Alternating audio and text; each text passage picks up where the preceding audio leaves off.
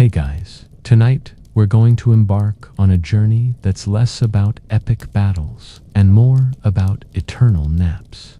Imagine, if you will, a cool, quiet evening, the kind where the air itself feels like a soft blanket. You're not quite asleep, but you're certainly not awake. Your eyelids feel heavy, your thoughts begin to unfurl like lazy ribbons in a slow current, and the world outside starts to recede. We're stepping into the ancient world of Greek mythology, but not the bustling, boisterous kind you might be used to. No, tonight we're focusing on a story so serene, so utterly dedicated to the concept of rest, it might just lull you into a peaceful slumber before we even reach the halfway mark. You probably wouldn't survive a single night in ancient Greece with all the monsters and prophecies, but perhaps you'd enjoy a permanent nap. So, before you get comfortable, take a moment to like the video and subscribe, but only if you genuinely enjoy what I do here.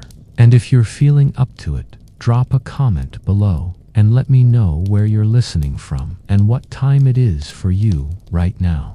It's always fun to see how far our little sleepy history community stretches across the globe. Now, dim the lights, maybe turn on a fan for that soft background hum, and let's ease into tonight's journey together.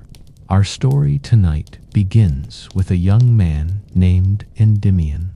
Not a god, mind you, and not a hero of the typical sword and sandal variety, but a mortal, a remarkably handsome mortal, as the myths tell us, which, as you'll find, is often both a blessing and a curse in the world of the ancient Greeks. You might picture him as a quiet soul, perhaps with wind-swept hair and a thoughtful gaze, always a little apart from the hustle and bustle.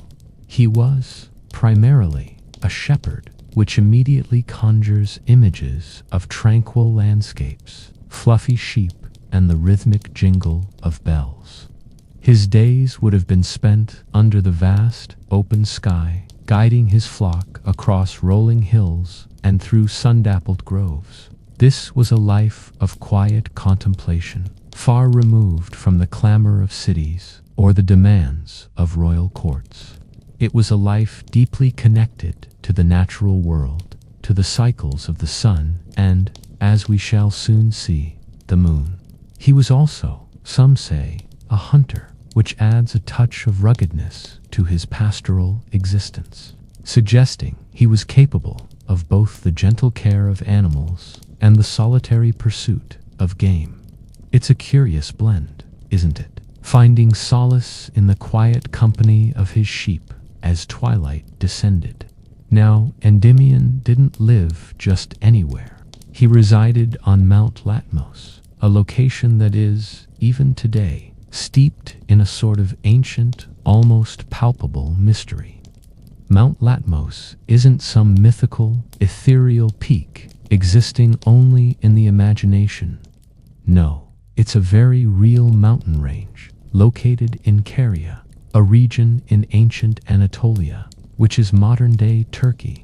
Imagine it, a rugged limestone landscape dotted with olive trees, carob trees, and wild herbs. The air thick with the scent of pine and dry earth. It's a place where the light plays tricks, casting long shadows as the sun dips below the horizon, and where the silence can be profound, broken only by the wind or the distant call of an owl. This was Endymion's domain, a place where he could tend his flock and, perhaps, gaze at the heavens with an unhurried appreciation. The mountain itself has a long history, not just in myth, but in reality, with ancient ruins and hermitages carved into its slopes, suggesting it was always a place sought out for solitude and reflection. It almost feels as if the mountain itself was designed for a story about quiet repose. The atmosphere around Endymion was one of profound peace.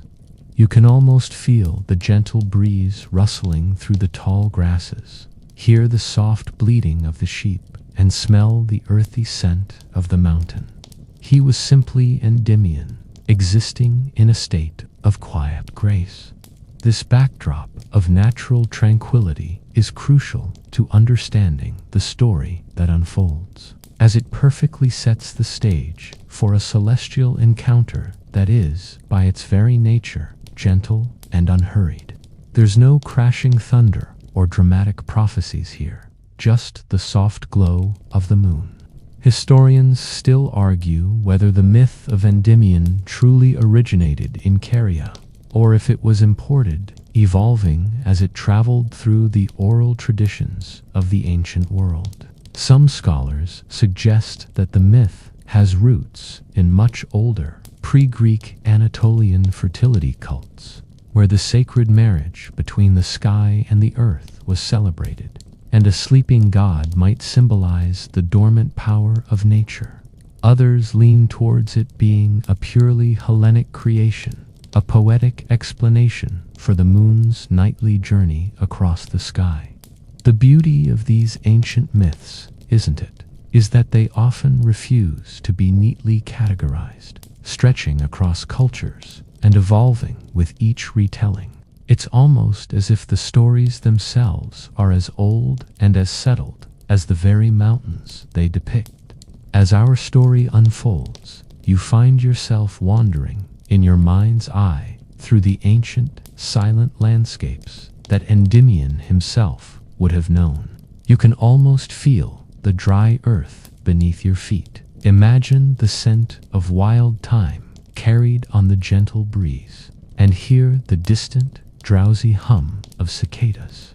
This was the world of Mount Latmos, a world that was, for Endymion, both his sanctuary and his workplace. He wasn't just a picturesque figure lounging about. He had responsibilities. His days would begin early, with the first hint of pre-dawn light painting the eastern sky, as he would gently rouse his flock, perhaps with a soft call or the tap of his shepherd's crook. His primary task, of course, was to tend his sheep. This wasn't a passive job, mind you. You might imagine him meticulously counting each one, checking for any stray lambs. A far cry from, say, managing a spreadsheet. Can you imagine the quarterly reports for ancient sheep? Loss of 3 lambs due to, oops, a wolf got hungry. Beyond the shepherding, Endymion also enjoyed a reputation as a skilled hunter. This adds another layer to his character, doesn't it? The gentle shepherd, also capable of the swift, decisive action of a hunter. Perhaps he tracked wild boar through the thickets or stalked deer in the shadowy valleys. This pursuit would have required keen senses, an intimate knowledge of the terrain, and a quiet, almost meditative focus. He would have known the subtle signs of the forest, the broken twig, the disturbed stone, the distant call of a bird. These activities, both shepherding and hunting, paint a picture of a man deeply attuned to the rhythms of nature, someone who understood the ebb and flow of life and death in the wilderness. He was, in a very real sense, a part of the landscape, not just an observer of it. Historians still argue whether the concept of a solitary, beautiful shepherd was a common archetype in ancient Greek literature before the Endymion myth gained prominence, or if his story helped solidify this romanticized image. Some scholars suggest that figures like Endymion reflect a deeper cultural appreciation for those who lived simply, away from the complexities of urban life, finding wisdom in the quiet observation of the world. Others believe he's a more unique invention, a vehicle for exploring themes of beauty, sleep, and divine love. Waking with the sun, tending his flock, perhaps sharing a humble meal of olives, cheese, and bread under the shade of an ancient tree. His evenings would have been spent gathered around a small fire, the stars slowly emerging in the deepening twilight, the air growing cool and crisp. This repetitive rhythm, while seemingly mundane, is actually incredibly soothing. No urgent emails, no endless notifications, just the steady beat of life on the mountain. You might even imagine him humming a quiet tune to himself as he watched his flock settle down for the night, a tune carried on the mountain breeze. It's said that Endymion also possessed a profound understanding of the celestial bodies. Living as he did, far from the light pollution of any city, the night sky would have been a constant, awe-inspiring presence. He would have watched the stars wheel above him, marking the changing seasons, perhaps even learning to navigate by their silent guidance. This connection to the heavens, while practical for a shepherd, also hints at a deeper, almost spiritual awareness. He wasn't just observing the stars, he was communing with them. This quiet reverence for the cosmos makes his eventual encounter with a celestial deity all the more fitting, as if the universe itself was recognizing a kindred spirit. And let's be honest, who hasn't stared up at the night sky and felt a profound sense of peace, a feeling that everything, even your worries, are just tiny specks in a vast, silent expanse? It's the ultimate sleep aid. So, there you are, with Endymion on Mount Latmos, immersed in the quiet rhythm of ancient life, the stars beginning to prickle the inky canvas of the night sky. This wasn't the harsh glare of noon, nor the dim glow of embers, but something far more ethereal, more enchanting, the soft, silvery radiance of the moon. And this is where our story truly takes its celestial turn, because the moon, in the world of Greek mythology, wasn't just a lifeless orb. Oh no, she was a living, breathing, divine presence, a goddess herself. Her name was Selene, and she was the personification of the moon, daughter of the Titans Hyperion and Theia. You can imagine her, a being of luminous beauty, draped in flowing silver robes, often depicted riding across the night sky in a chariot drawn by two winged steeds, or sometimes by a pair of magnificent oxen. Her light wasn't just a reflection of the sun. It was her very essence, cool and serene, casting the world in a gentle, almost dreamlike pallor. She was, in essence, the ultimate nightlight, providing just enough illumination to navigate, but also enough mystery to stir the imagination. Now Selene, in her nightly journey across the heavens, saw many things. She observed the sleeping cities, the hushed forests, the shimmering seas. She witnessed the quiet lives of mortals and the grand schemes of gods. But one particular night, as she glided over the rugged slopes of Mount Latmos, her gaze fell upon a sight that made her chariot slow, her luminous light linger. There, among his resting flock, lay Endymion. He was, as we've established, a shepherd of remarkable beauty. The myths often describe him with an almost divine handsomeness, a physical perfection that could rival even some of the gods.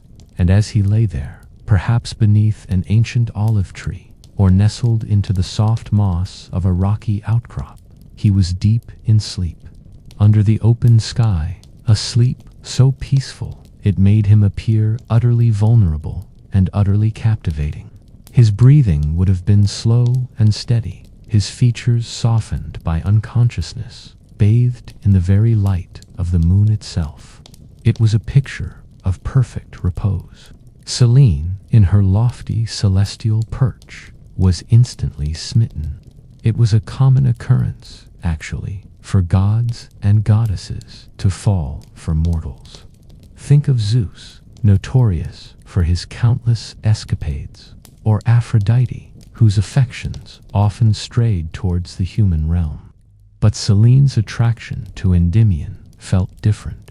It wasn't about power or conquest. It was a pure, unadulterated admiration for his serene beauty and his tranquil state.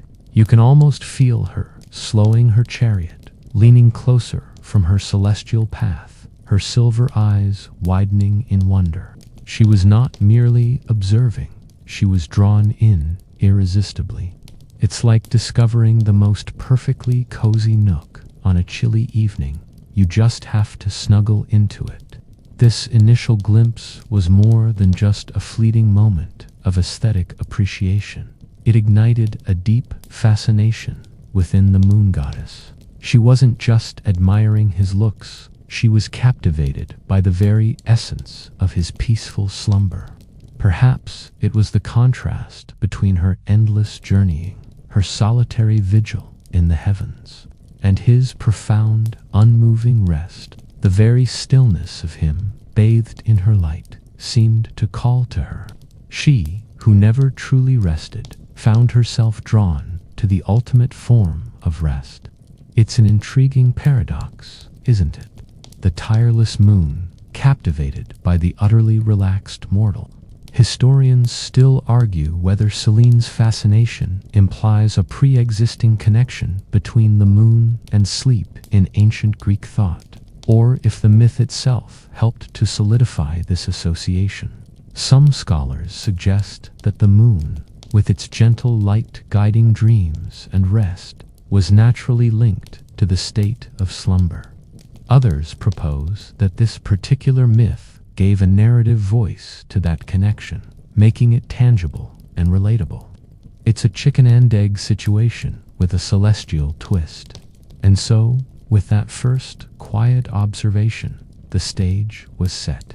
The moon goddess, usually so aloof in her silver chariot, had found something on the mortal earth that tethered her gaze, something that would subtly alter the rhythm of her endless night. She had seen Endymion, and in his peaceful sleep, she had found an unexpected and profound beauty. With Selene's gaze now fixed upon Endymion, her nightly journey across the sky began to take on a new, quiet purpose. You can imagine her, a being of immense power and ethereal grace, feeling an unfamiliar pull, a gentle magnetism drawing her down from her lofty perch. The very air around Mount Latmos would have shimmered with a subtle, unseen energy whenever she drew near, a silent testament to her divine presence. Night after night, as the world below settled into its deep slumber, Selene would descend. This wasn't a dramatic plummet from the heavens, but a soft, almost imperceptible drifting. Her chariot, usually a swift vehicle for her cosmic journey, would slow, her steeds barely stirring the cool night air. She wasn't merely passing by anymore. She was drawn, inexorably, to the sleeping shepherd. Think of it like finally finding that perfect, cozy spot in bed after a long day. You don't just flop down, you gently ease into it, savoring the moment. Her visits weren't fleeting glances from afar. No, Selene would alight upon the quiet slopes of Mount Latmos, drawn to the cave or the sheltered spot where Endymion rested. You might picture her, her silver robes shimmering faintly in the darkness, her presence bringing with it a cool, calming aura. She would stand or kneel beside him, watching him sleep. This was her nightly ritual, a sacred, private communion between a goddess and a mortal. It was a testament to the profound effect Endymion had on her, an effect that transcended the usual boundaries between divine and human. It's almost comical, isn't it? The most powerful celestial being reduced to silently admiring a sleeping human like a teenager with a crush. And as she watched, her fascination only deepened. It wasn't just his striking looks that held her spellbound, although they certainly played a part. It was the absolute tranquility he embodied, his steady breathing, the peaceful expression on his face, the sheer vulnerability of his unconscious formal. of it spoke to a profound inner calm that resonated deeply with the tireless goddess. She, who was perpetually in motion, eternally vigilant, found a strange solace in his complete stillness. It was as if his sleep offered her a fleeting moment of vicarious rest, a quiet echo of the peace she could not truly know. Historians still argue whether Selene's repeated descents imply a deeper astrological significance, linking the moon's phases to human sleep cycles, or if this element of the myth is purely a poetic device to emphasize her devotion. Some scholars point to ancient beliefs about the moon's influence on dreams and mental states, suggesting a deliberate connection. Others contend that the myth is primarily a narrative about divine love and sacrifice. It's a delightful puzzle, trying to untangle the layers of meaning. You might wonder, what did she do during these visits? Did she whisper secrets to him? Did she simply gaze upon him, her heart stirred by his beauty? The myths are wonderfully ambiguous, leaving much to your imagination. Perhaps she ran a gentle hand over his brow, careful not to wake him, or rearranged a stray lock of hair. Her touch, if it occurred, would have been as light as a moonbeam, as soft as a whisper of night air. The very air around him, touched by her divine presence, would have been imbued with a subtle magic, perhaps contributing to the depth of his slumber. It's certainly more pleasant than waking up to a spider crawling on your face, wouldn't you agree? The profound stillness of these encounters is a key element. There are no words exchanged, no grand declarations. It's a silent adoration, a communion of spirits under the vast, watchful eye of the cosmos. This quiet intimacy underscores the purity of Selene's affection. She wasn't seeking conversation or companionship in the conventional sense. She was simply content to be near him, to bask in the aura of his profound rest. It's the ultimate form of low-maintenance relationship, where one party does all the loving and the other just, well, sleeps. These nightly descents became an integral part of Selene's existence. Her chariot would slow each evening as she approached Mount Latmos, a silent promise to herself to revisit the mortal who had captured her immortal heart. And with each visit, the bond, though one-sided in its awareness, grew stronger, setting the stage for the dramatic and rather peculiar twist that was soon to come in Endymion's fate. As Selene's nocturnal visits continued, a subtle tension began to build, a silent counterpoint to Endymion's profound repose. For while his beauty and tranquility captivated the goddess, there was an undeniable, inescapable truth looming over their silent encounters. Endymion was a mortal, and mortals, as you well know, are subject to the relentless march of time. You can picture it. Each night, he was just as breathtakingly handsome, just as peacefully asleep. But the ticking clock of his human life was an invisible presence, a faint, melancholic hum in the divine stillness. The very essence of his mortality meant he was destined to age. While he was currently in the bloom of youth, eventually, the lines of time would etch themselves on his face. His hair would silver, and his body would weaken. It's the natural, inevitable progression for all of us, isn't it? A process that we, as humans, often try to fight, with varying degrees of success. But for a goddess who knew no such constraints, the concept of decay and eventual demise must have been profoundly unsettling, especially when applied to the object of her growing affection. It's like finding the perfect, pristine antique, knowing full well it's going to eventually crumble to dust. A real buzzkill, if you ask me. Even more stark was the ultimate fate of all mortals. death. This was the inescapable reality that loomed over Selene's silent vigil. While the gods enjoyed eternal life, mortals were but fleeting sparks in the grand tapestry of existence. The thought of Endymion, her beautiful, serene Endymion, eventually fading into the realm of Hades, was unbearable for the moon goddess. She, who embodied the eternal cycle of night and renewal, couldn't fathom the complete cessation of life for someone she so deeply cherished. It truly puts a damper on a celestial love affair when one half of the couple is on a very strict expiration date. Historians still argue whether the concept of a god falling in love with a mortal was initially a way to explain the cyclical nature of life and death, or if it simply provided dramatic narrative tension. Some scholars suggest these myths reflect ancient anxieties about human fragility. Others propose they simply offered entertaining stories about the powerful whims of the divine. Perhaps it was a bit of both, a cosmic drama played out for the benefit of pondering mortals. Selene found herself caught in a divine dilemma. Her love for Endymion was pure and powerful, yet it was threatened by the very nature of his being. How could she reconcile her immortal existence with his finite one? What good was an eternal affection if its object was destined to vanish?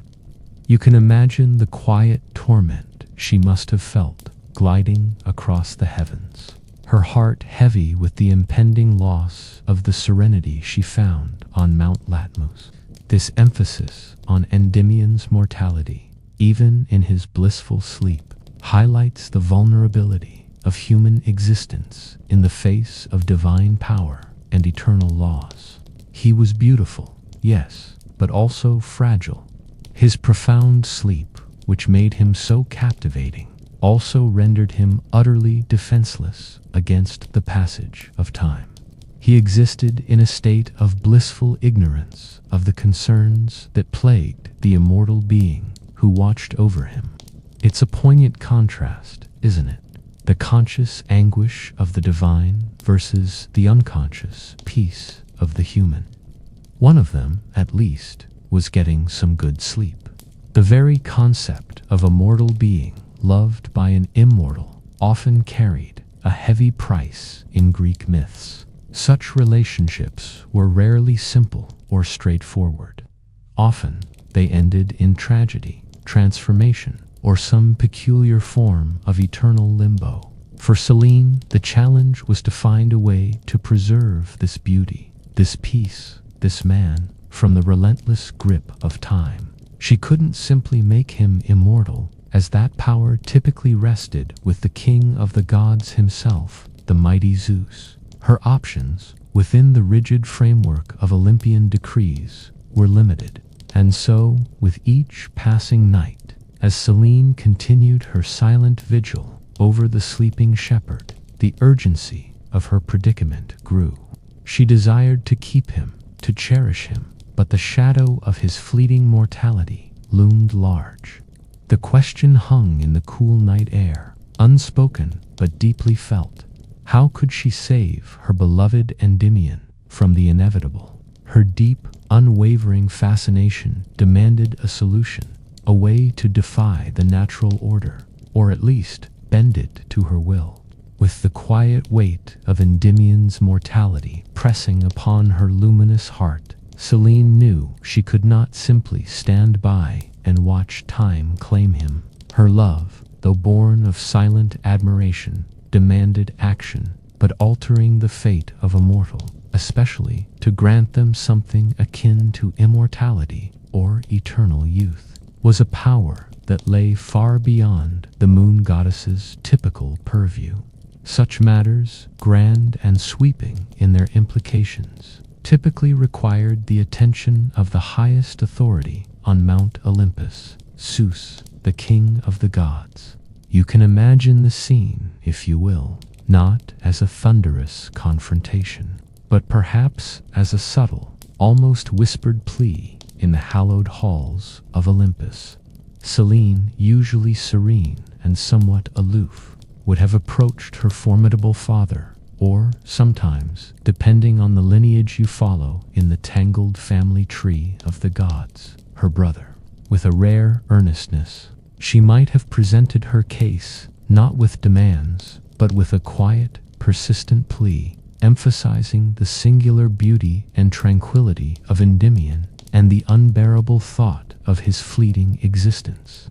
It's like asking your super-powerful dad for a really big, impossible favor, knowing he could either blast you with lightning or grant your wish. No pressure, right? Zeus, as you know, was a god of immense power, but also of unpredictable whims. He was notorious for his many affairs with mortals, often disguising himself to achieve his desires. However, this situation was different. Here was a goddess, not a mortal, seeking to preserve the beauty of a human. His reaction could have been anything from amusement to irritation, perhaps even a flash of jealousy, given Endymion's renowned good looks. But ultimately, Zeus was the arbiter of fate, the one who held the power to bend, if not break, the rules of mortality. The reason for Zeus's involvement is a point of interesting scholarly debate. Historians still argue whether Zeus acted out of genuine sympathy for Selene's plight, or if there was a more calculated, political motive involved, perhaps to maintain the divine order or prevent a goddess from succumbing to despair over a mortal. Some scholars suggest he might have seen it as a way to assert his supreme authority, demonstrating that even love could only thrive with his consent. Others believe it was simply a moment of divine benevolence, a rare softening from the often tempestuous king of the gods. It's hard to say what goes on in the mind of a lightning-wielding deity, so Selene, in her quiet desperation, laid her heart bare before the king of Olympus. She explained her profound affection for Endymion, perhaps painting a vivid picture of his peaceful slumber, arguing that such beauty deserved to endure. It wasn't a request for immortality in the traditional sense, which might have caused too much disruption to the cosmic balance. Instead, it was a plea for a particular kind of eternal existence, one that would preserve Endymion's essence without making him a full-fledged god. This subtle distinction is crucial. Selene wasn't asking for Endymion to join the ranks of the Olympians, to wield divine powers, or partake in ambrosia. She merely wished for him to remain as he was, eternally young, eternally beautiful, and, crucially for her, eternally sleeping. This nuanced request likely appealed to Zeus's sense of order, allowing him to grant a powerful boon without completely appending the natural hierarchy. It's like getting a special edition version of a gift rather than the regular one. Zeus, after contemplating the matter, perhaps with a thoughtful rumble of distant thunder, made his decision. And it was a decision that would forever alter the course of Endymion's life, or rather, his profound slumber. He granted Selene's wish, not by making Endymion immortal in the conventional sense, but by offering him a unique form of eternal preservation. This required the king of the gods to flex his divine muscles, to make an exception to the ironclad rules of mortality that governed human existence. The moment of Zeus's decree would have been silent but momentous, a ripple spreading through the ethereal fabric of the cosmos. No dramatic pronouncements were necessary. His will alone was sufficient. And with that, the stage was set for Endymion's destiny to be forever intertwined with the gentle embrace of eternal rest. It was a divine intervention of the most peculiar kind, not to save a hero from death in battle, but to save a beautiful shepherd from the indignities of old age and the finality of the grave. You have to admit, it's a very specific kind of problem to solve. With Zeus's powerful decree, the fate of Endymion was sealed, not with a bang, but with the quiet promise of everlasting peace. This wasn't the heroic immortality granted to demigods, nor the cursed existence of those who defied the gods. Instead, Zeus's gift was wonderfully, uniquely tailored to Selene's desire and Endymion's tranquil nature: eternal sleep. You can almost feel a wave of serene stillness spreading across Mount Latmos as this divine decision took effect, as if the very air exhaled a sigh of relief. This wasn't just any sleep, mind you, like the kind you might drift into after a particularly heavy meal. No, this was a profound, perpetual slumber, a state where Endymion would remain forever young, forever beautiful, and utterly untouched by the ravages of time. Imagine it. His skin would retain its youthful glow, his features would remain perfectly unblemished, and his body would stay in the peak of its prime. It was the ultimate anti-aging treatment, a divine spa day lasting for eternity, and all he had to do was, well, sleep. It makes those expensive serums seem a bit pointless, doesn't it? The beauty of this gift lay in its specific nature. Endymion would not experience old age, weakness, or the eventual decay that comes with mortal life. He was exempt from the very cycle that defined human existence. This wasn't about him becoming a god, participating in Olympian feasts, or wielding divine powers. It was about preserving him in a state of suspended animation, a living, breathing, but unmoving tableau of youthful perfection. It's like freezing your favorite ice cream at its perfect consistency, never melted, always delicious. This unique form of immortality, achieved through slumber, solved Selene's dilemma perfectly. She could continue her nightly visits, gazing upon her beloved, without the agonizing knowledge that he was slowly, inexorably slipping away from her. His eternal sleep meant he would always be there, a constant fixture in her lonely celestial journey, a fixed point of beauty and peace in an ever-changing world. It's a rather romantic notion when you think about it, finding peace in another's unending rest. Historians still argue whether the concept of eternal youth through sleep was a novel idea in Greek mythology, or if it drew from older traditions of death-like states being a form of preservation. Some scholars suggest this myth might have influenced later philosophical ideas about dreams being a window into an eternal realm. Others see it simply as a creative solution to a divine romantic problem. It just goes to show you, even the ancient Greeks sometimes struggled with relationships. So, where did Endymion begin this endless nap? He was laid to rest in a sacred cave on Mount Latmos. This wasn't just any old cavern.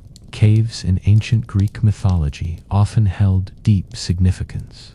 They were seen as thresholds between worlds, places of mystery, initiation, and sometimes divine presence. This particular cave, perhaps shrouded in ancient oaks or hidden by clinging vines, would have been a place of profound stillness, a natural sanctuary perfectly suited for eternal repose. You can almost feel the cool, damp air within, the echoing silence, broken only by the drip of water or the gentle flutter of a bat. It's the ultimate do not disturb sign. The choice of a cave also adds to the mystery and the sense of seclusion surrounding Endymion. He wasn't enshrined in a grand temple or placed on a public monument. His eternal resting place was private, intimate, known perhaps only to Selene and the watchful stars. It underscored the deeply personal nature of this divine gift, a testament to the quiet, profound love that inspired it. It's a bit like having your secret, cozy spot that only you know about. And so, Endymion entered his eternal slumber, preserved by the will of Zeus and the love of Selene. He would never again herd his sheep, never again hunt, never again feel the full awareness of the sun on his face. Instead, he would simply be a timeless embodiment of youthful beauty, perpetually dreaming beneath the watchful eye of the moon. His destiny was to exist in a state of serene unconsciousness, a living monument to a unique divine affection. It truly is a boring history for sleep, because frankly, not much happens once you're permanently asleep. As Endymion settled into his profound, eternal sleep, the sacred cave on Mount Latmos became more than just a geological feature. It transformed into the silent, hallowed sanctuary of his unending repose. You can visualize it, the entrance perhaps partially obscured by ancient, gnarled olive trees or thick, clinging ivy, making it appear almost as if nature itself conspired to protect his slumber. The air inside would have been cool and still, carrying the faint, earthy scent of rock and damp soil, a natural balm to soothe the senses. This wasn't just any ordinary cave, mind you. In ancient Greek thought, caves often held deep symbolic meaning. They were considered liminal spaces, thresholds between the mortal world and the divine, or even the underworld. Sometimes they were sites of prophecy, where oracles would deliver their cryptic messages, their words echoing in the darkness. Other times, they were places of initiation, where cults would perform their mysterious rites, seeking connection with Thanic deities. For Endymion, this cave became his personal cosmic antechamber, a quiet place where time itself seemed to pause. It was the ultimate man cave, if you will, but without the flat-screen TV and beer fridge. The location of Endymion's perpetual sleep within this cave would have been carefully chosen. Perhaps a natural alcove, perfectly shaped to cradle his reclining form, or a smooth, cool slab of rock that served as his eternal bed. Imagine the soft moonlight filtering through a narrow opening, casting a silver glow on his features, making him appear even more ethereal in his slumber. The surroundings would be simple, untouched by human artifice, emphasizing the natural beauty of his repose. No fancy pillows or silk sheets, just the embrace of the earth itself.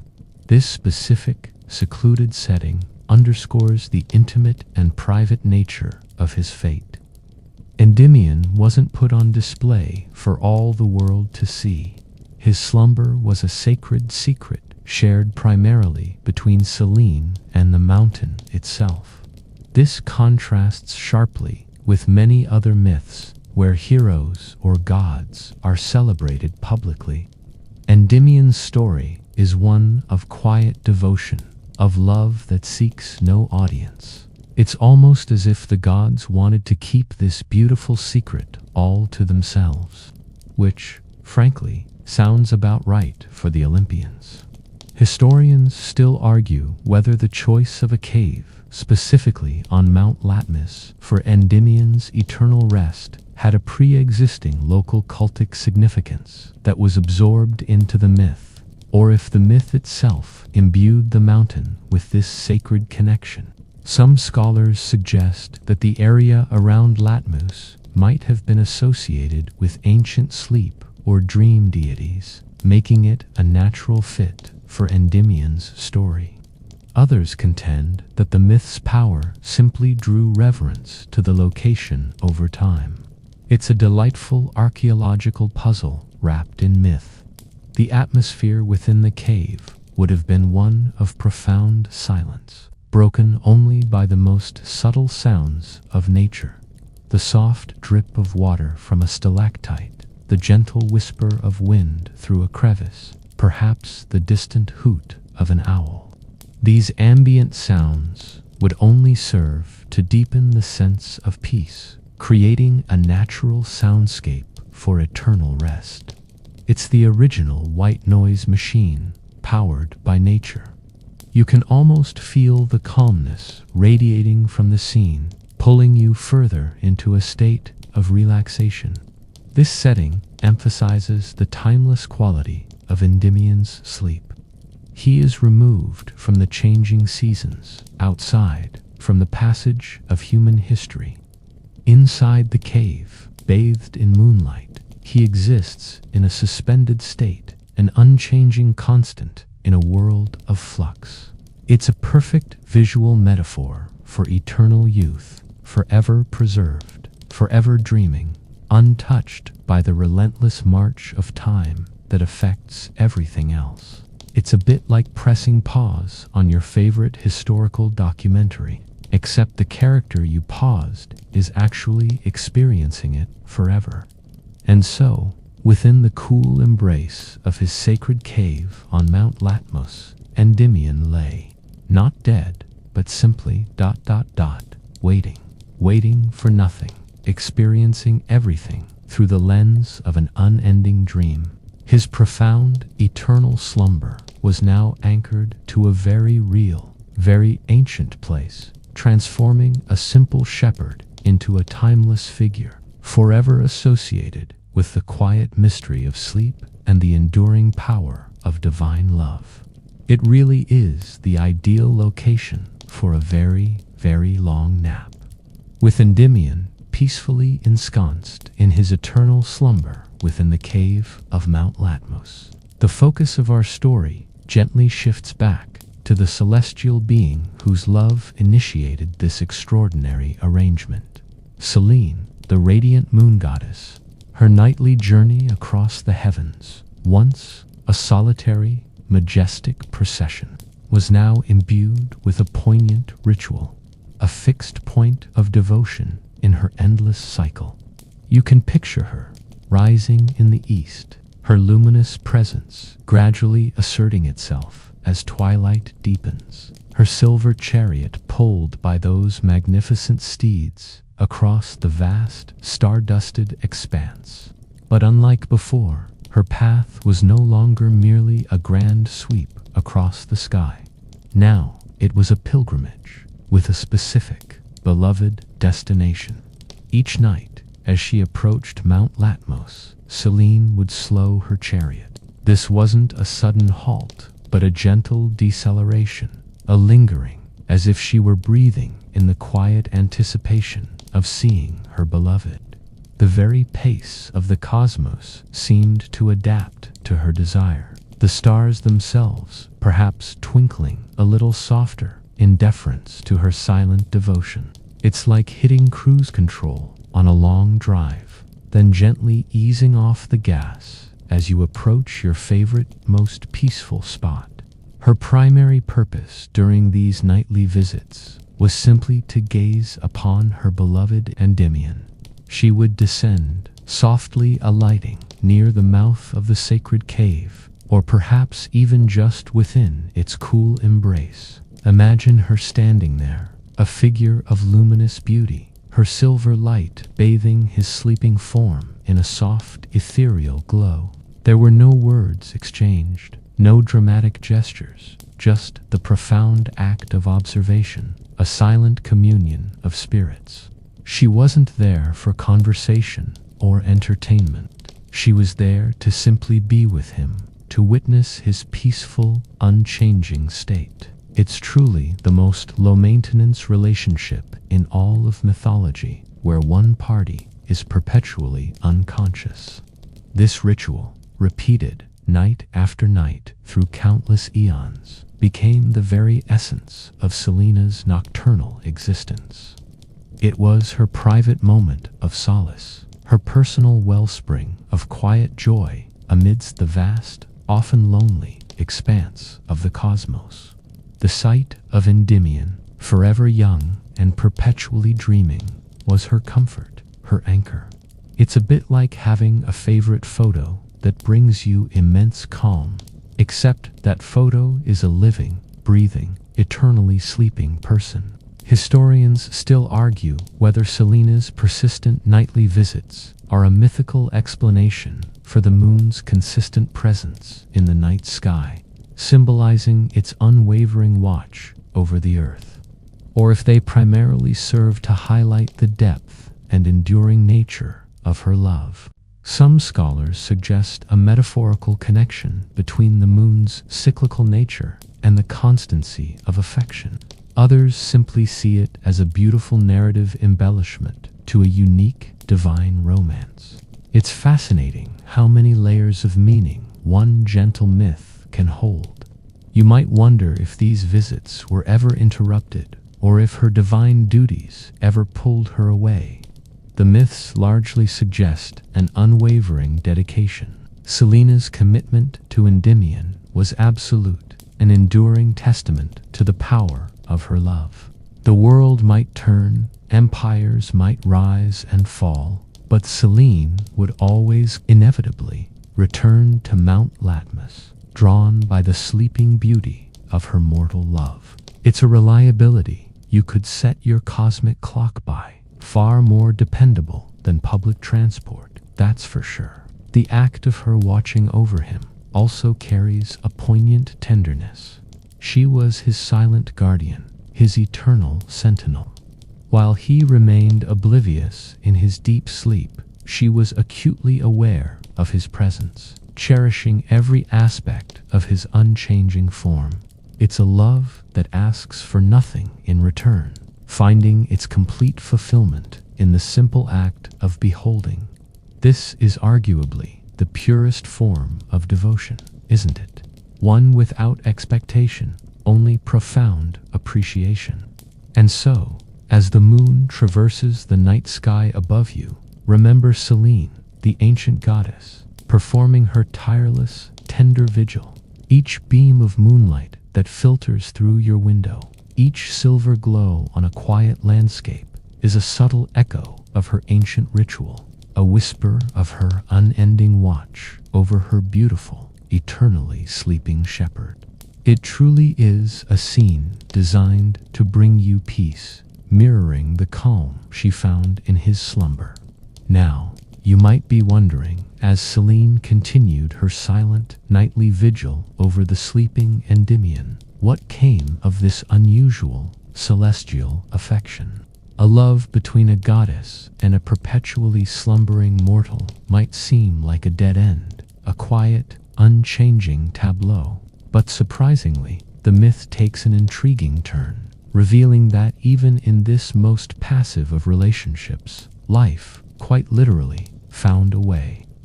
From their unique union, Selene and Endymion were said to have had children. Yes, you heard that right, children. How, you might ask, does one conceive offspring with someone who is eternally asleep? Ah, my dear listener, this is where the wondrous, often delightfully illogical, nature of Greek mythology truly shines, preferring to simply present the outcome as a magical extension of divine love. Perhaps Selene's visits were more than just silent gazing. Perhaps her divine essence, her lunar energy, imparted a spark of life during her nightly embrace. Or maybe the very act of a goddess loving a mortal was enough to bridge the gap between worlds and bring forth new life. It's certainly more convenient than, say, dating apps. The exact number and names of these children can vary depending on the version of the myth you encounter. However, the most commonly cited offspring is a daughter named Pangaea. Her name, in Greek, means Aldavine, or all brightness, which is rather fitting for a child born of the moon goddess. She was often associated with the full moon, perhaps symbolizing the complete, radiant glory of her lunar mother. Imagine a child whose very presence seemed to glow with a soft, ethereal light, a miniature moonbeam skipping across Mount Latmos. Another name, sometimes mentioned, is the 50 daughters of Endymion, also known as the Menae. These daughters were associated with the 50 lunar months of the ancient Greek calendar, a fascinating connection that ties the myth directly into the practical astronomy and timekeeping of the era. This suggests a deeper symbolic layer, where the union of the earthly shepherd and the heavenly moon goddess gives birth to the very measurements of time. It's almost as if their love created the calendar, which, honestly, would make a lot more sense than some of the Gregorian calendar's quirks. Why is February so short? Oh, that's because Selene was having a particularly busy month. The existence of these offspring adds a surprising dimension to the myth of Endymion. It transforms what could be a static story of eternal rest into one of creation and continuity. It speaks to the generative power of divine love, even in the most unusual circumstances. It suggests that even in sleep, there can be a profound influence, a silent emanation of life and energy. It's a reminder that beauty, even when unmoving, can inspire and propagate. Or if it was a later addition designed to explain the cycles of the moon. Or perhaps to give. Some scholars suggest that the Menae represent an older, perhaps pre-Hellenic lunar cult where the moon's phases were personified. Others view Pangaea as a poetic personification of the full moon's brilliance.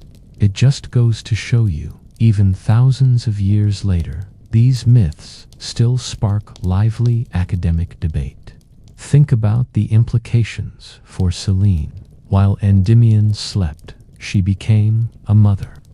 This would have added another layer to her nightly ritual. Perhaps after gazing upon her beloved, she would also check on her celestial children, ensuring they were fulfilling their roles in the cosmic dance. It creates a picture of a more complete goddess, not just an observer, but a participant in the ongoing miracle of life, even if her co-parent was, shall we say, indisposed. The children of Selene and Endymion represent a unique legacy, born of an unconventional love. They are a tangible link between the tranquil earth of Mount Latmos and the radiant heavens. Most serene of tales, there can be surprising new beginnings, born from the most unexpected of unions. As we journey deeper into the tranquil myth of Endymion, it's worth pausing to consider the very essence of what lies at its heart: sleep itself. In the world of ancient Greece, sleep was far more than just a biological necessity, a mere cessation of consciousness. It was often imbued with profound significance, seen as a sacred state, a temporary journey to another realm, and even a divine entity in its own right. You might imagine the Greeks, after a long day of philosophizing or wrestling, viewing sleep not as simply lights out, but as a doorway to something deeper. The Greeks had a distinct deity for sleep, Hypnos. He was often depicted as a gentle, winged god, sometimes holding a poppy branch or a horn from which he poured the sweet elixir of slumber. Ancient Greeks held various interpretations of sleep. For some, it was a time when the soul could wander freely, perhaps even communicating with the gods or receiving divine messages through dreams. Imagine waking up and trying to decipher if that dream about flying pigs was a warning about the economy or just indigestion from too much feta. This reverence for sleep also extended to the practice of incubation, a ritual where people would sleep in sacred places, often temples dedicated to healing deities like Asclepius, hoping to receive divine guidance or cures through their dreams. You can almost picture people lying on mats in a quiet sanctuary, hoping for a dream prescription for their ailments. It certainly beats waiting for a doctor's appointment. Historians still argue whether the veneration of sleep deities and the practices surrounding dreams were primarily religious or had practical therapeutic applications. Some scholars suggest that the focus on dreams allowed for psychological insights into a person's well-being, even without modern psychological frameworks. Others argue that it was purely a spiritual practice, a way to seek divine favor. It's a delightful blend of ancient faith and what we might now call subconscious exploration. The connection between sleep and the divine is clearly woven into the fabric of Endymion's myth. He is not just sleeping, he is under a divine spell, preserved by the will of Zeus and watched over by a goddess. His sleep is not merely rest, it is a sacred state, a living monument to a unique divine intervention. It elevates his slumber from the mundane to the miraculous, making him a symbol of eternal peace and youth. You could say he's the patron saint of power naps. Furthermore, the very act of deep sleep was sometimes considered a gift, a blessing that allowed mortals to escape the burdens of the waking world, if only for a few hours. In a world without painkillers or easy escapes from hardship, the oblivion of sleep would have been profoundly welcomed. For Endymion, this gift was magnified infinitely, granting him an unending escape from suffering, aging, and the anxieties of mortal life. He bypassed all the usual human struggles for the ultimate chill-out session. The gentle, almost therapeutic nature of Endymion's myth, designed to help you relax and perhaps drift off, mirrors the ancient Greek appreciation for sleep as a restorative and even mystical state. It reminds us that there's a profound beauty in surrender, in letting go of conscious thought and allowing the mind and body to enter a state of repose. Just as Endymion found his eternal peace in slumber, so too can we find a temporary peace in the quiet embrace of the night. So, as you listen, perhaps feeling your own eyelids grow heavy, remember that you are partaking in an ancient tradition of finding comfort and meaning in the mysteries of sleep, a tradition beautifully embodied by the perpetually dreaming shepherd of Mount Latmos. Having explored the divine implications of Endymion's eternal slumber and the broader ancient Greek view of sleep, let's now gently shift our focus to the more mundane, yet equally fascinating, aspects of his former life. The shepherd's existence. You can almost smell the faint scent of wool and wild herbs, hear the gentle bleating of sheep, and feel the dust of ancient paths beneath your metaphorical sandals. Before he became the perpetually napping heartthrob of a goddess, Endymion lived a life deeply rooted in the practicalities of ancient rural Greece. His days, though simple, would have been filled with a rhythm dictated by the sun and his flock. The daily routines of ancient Greek shepherds were rigorous, demanding keen observation and unwavering dedication. You wouldn't find them lounging about, scrolling through TikTok. Their mornings would begin before dawn, often with the task of leading their sheep out to pasture. Imagine the cool, crisp air, the stars still visible, as Endymion would rouse his flock from their overnight pens. The primary duty was, of course, grazing the flock. This involved finding suitable pastures, ensuring the sheep had access to fresh water, and constantly moving them to prevent overgrazing. It was a nomadic existence, often requiring shepherds to lead their animals across vast stretches of land, up and down hillsides, always seeking the best forage. You can almost hear the soft, rhythmic clop-clop of their hooves and the occasional bleat as they moved. It's a bit like a very slow, very fluffy road trip, only with more wool and fewer snack breaks. Beyond grazing, shepherds were also responsible for the protection of their sheep. This was no small feat in a landscape teeming with predators. Wolves, bears, and even wild dogs posed a constant threat. Endymion, with his reported hunting skills, would have been particularly adept at this. He might have carried a sturdy staff, or perhaps even a sling, ready to deter any encroaching danger. His vigilance would have been paramount, ensuring the safety of his vulnerable charges against the harsh realities of the wilderness. It wasn't just about looking good, it was about being tough, too.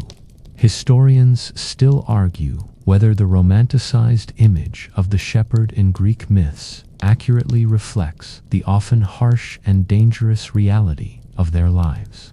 Some scholars suggest that pastoral poetry elevated the shepherd's existence to an idyllic ideal, far removed from the dirt, toil, and constant threat of attack. Others contend that the quiet, solitary nature of the work naturally lent itself to contemplative figures and became a symbol of simple virtue. Perhaps it's a bit of both. A tough job made poetic by the soft light of myth. The quiet existence of a shepherd fostered a deep connection to the natural world. Endymion would have known the subtle changes in the weather, the patterns of the stars, and the specific calls of various birds and animals. He would have lived in tune with the cycles of nature, far removed from the clamor and complexities of urban life. There were no traffic jams, no office politics, just the vast, silent expanse of the mountainside. It truly was the original unplugged lifestyle. Their meals would have been simple: cheese made from sheep's milk, olives, bread, and perhaps some dried fruit. Water drawn from a clear mountain spring would have quenched their thirst. Nights would be spent under the open sky, or perhaps in a makeshift lean-to or a small cave, guarding the flock against the chill and the shadows.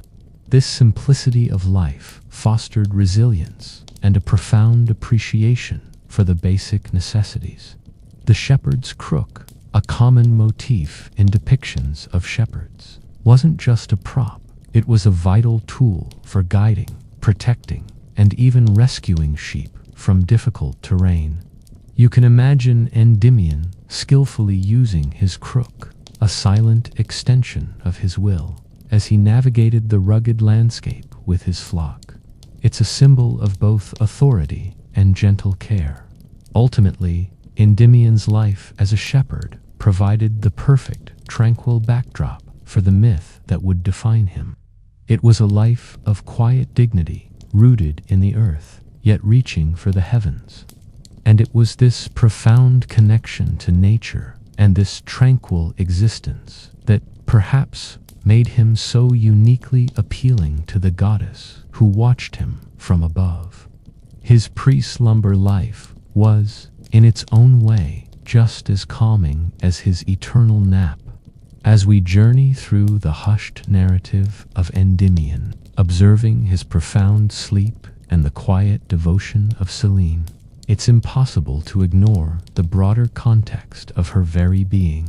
Selene is more than just a character in a love story. She is the personification of the moon itself, and her role is deeply intertwined with the rich tapestry of lunar lore and mythology within ancient Greece.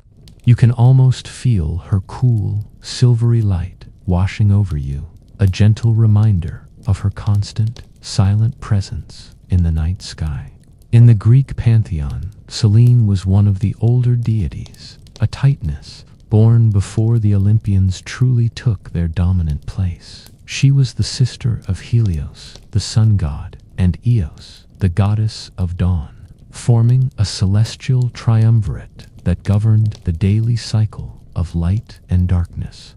While Apollo and Artemis later usurped some of the sun and moon's divine roles, Selene retained her ancient mystique as the embodiment of the moon itself. She wasn't just associated with the moon. She was the moon in all its phases and mysterious glory. It's like arguing whether a superstar represents music or is music. For Selene, she was the whole celestial concert. The moon's significance in ancient cultures, not just Greek, was immense. It was a timekeeper, a guide for sailors and travelers, and an influence on tides and planting cycles. For the Greeks, the moon was also often associated with magic, dreams, and the subconscious. Its gentle, shifting light offered a stark contrast to the sun's unyielding gaze, suggesting a realm of mystery and introspection. Imagine a world without artificial light, where the moon was your primary illumination after dark. You'd pay a lot more attention to its subtle changes, wouldn't you? Selene herself was often depicted as a beautiful woman with long, flowing hair, sometimes adorned with a crescent moon, riding a silver chariot. Her presence brought a serene calm, a cooling influence after the day's heat. She was typically seen as a solitary figure, making her encounter with Endymion all the more striking, as if she finally found a quiet companion for her lonely journey across the night sky. Perhaps that's why her love was so profound. It filled a cosmic emptiness. Historians still argue whether the Greek myths about lunar deities like Selene reflect an older matriarchal religious tradition, or if they primarily serve to explain natural phenomena through anthropomorphic stories. Some scholars point to the moon's association with fertility and feminine cycles in many ancient cultures as evidence of its early importance. Others emphasize the poetic beauty of these personifications, regardless of their historical origins. It's a debate as old as the moon itself, almost. Beyond Selene, other deities were also associated with the moon, often representing different aspects or phases. Hecate, for example, was a darker chthonic goddess, often linked to the new moon and crossroads, associated with magic and witchcraft. Artemis, the Olympian goddess of the hunt, was also connected to the crescent moon and virginity. But Selene remained the quintessential, luminous embodiment of the moon's full, radiant face. This rich pantheon of lunar figures shows just how deeply the Greeks pondered the celestial body that lit their nights. The mystical qualities attributed to the moon made it a powerful force in ancient life. Its phases were observed for agricultural planning, for religious festivals, and even for personal rituals. There was a sense that the moon held sway over more than just the tides. It influenced moods, dreams, and even destinies. So, when Selene, the very essence of this powerful celestial body, fell in love, it was an event of cosmic significance, affecting not just the immediate characters, but the very fabric of the world. And so, as you feel the gentle pull towards slumber, remember the ancient moon goddess, Selene, and the vast lore surrounding her. Her light, still shining down upon us, carries the echoes of ancient beliefs, silent stories, and profound connections between the heavens and the quiet world below. She is not just a light in the darkness. She is a timeless, watchful presence whose story continues to unfold in the quiet corners of our imagination. Having seen how the moon goddess Selene became captivated by a mortal, and how her love defied the boundaries between divine and human, let's now consider a broader, fascinating aspect of Greek mythology: the pervasive theme of divine intervention in mortal lives. You can almost feel the presence of unseen forces, the subtle hand of fate, guided by the whims of powerful gods, weaving through the fabric of ancient human existence. In the world of the Greeks, no life, no matter how humble or grand, was entirely immune to the unpredictable influence of Olympus. The gods of ancient Greece were, to put it mildly, deeply involved in human affairs. They weren't distant, abstract deities. They were passionate, jealous, often mischievous, and sometimes remarkably petty beings who frequently meddled in the lives of mortals. Think of Zeus, notorious for his countless romantic escapades, often disguised as animals or even objects, just to get close to a mortal woman. Or Hera, his long-suffering wife, who would then unleash her divine wrath upon his mortal paramours and their offspring. It was like a never-ending soap opera, but with more lightning bolts and transformations into cows. This intervention wasn't always negative, of course. Sometimes, gods would offer direct aid to heroes, granting them strength, special weapons, or even divine guidance in battle. Athena often championed Odysseus, for example, while Hermes acted as a messenger and guide for many. But even these benevolent interventions often came with strings attached or led to unforeseen consequences. It seems even divine help had its own terms and conditions, much like those lengthy user agreements we all pretend to read. The story of Endymion and Selene is a particularly gentle example of this divine meddling.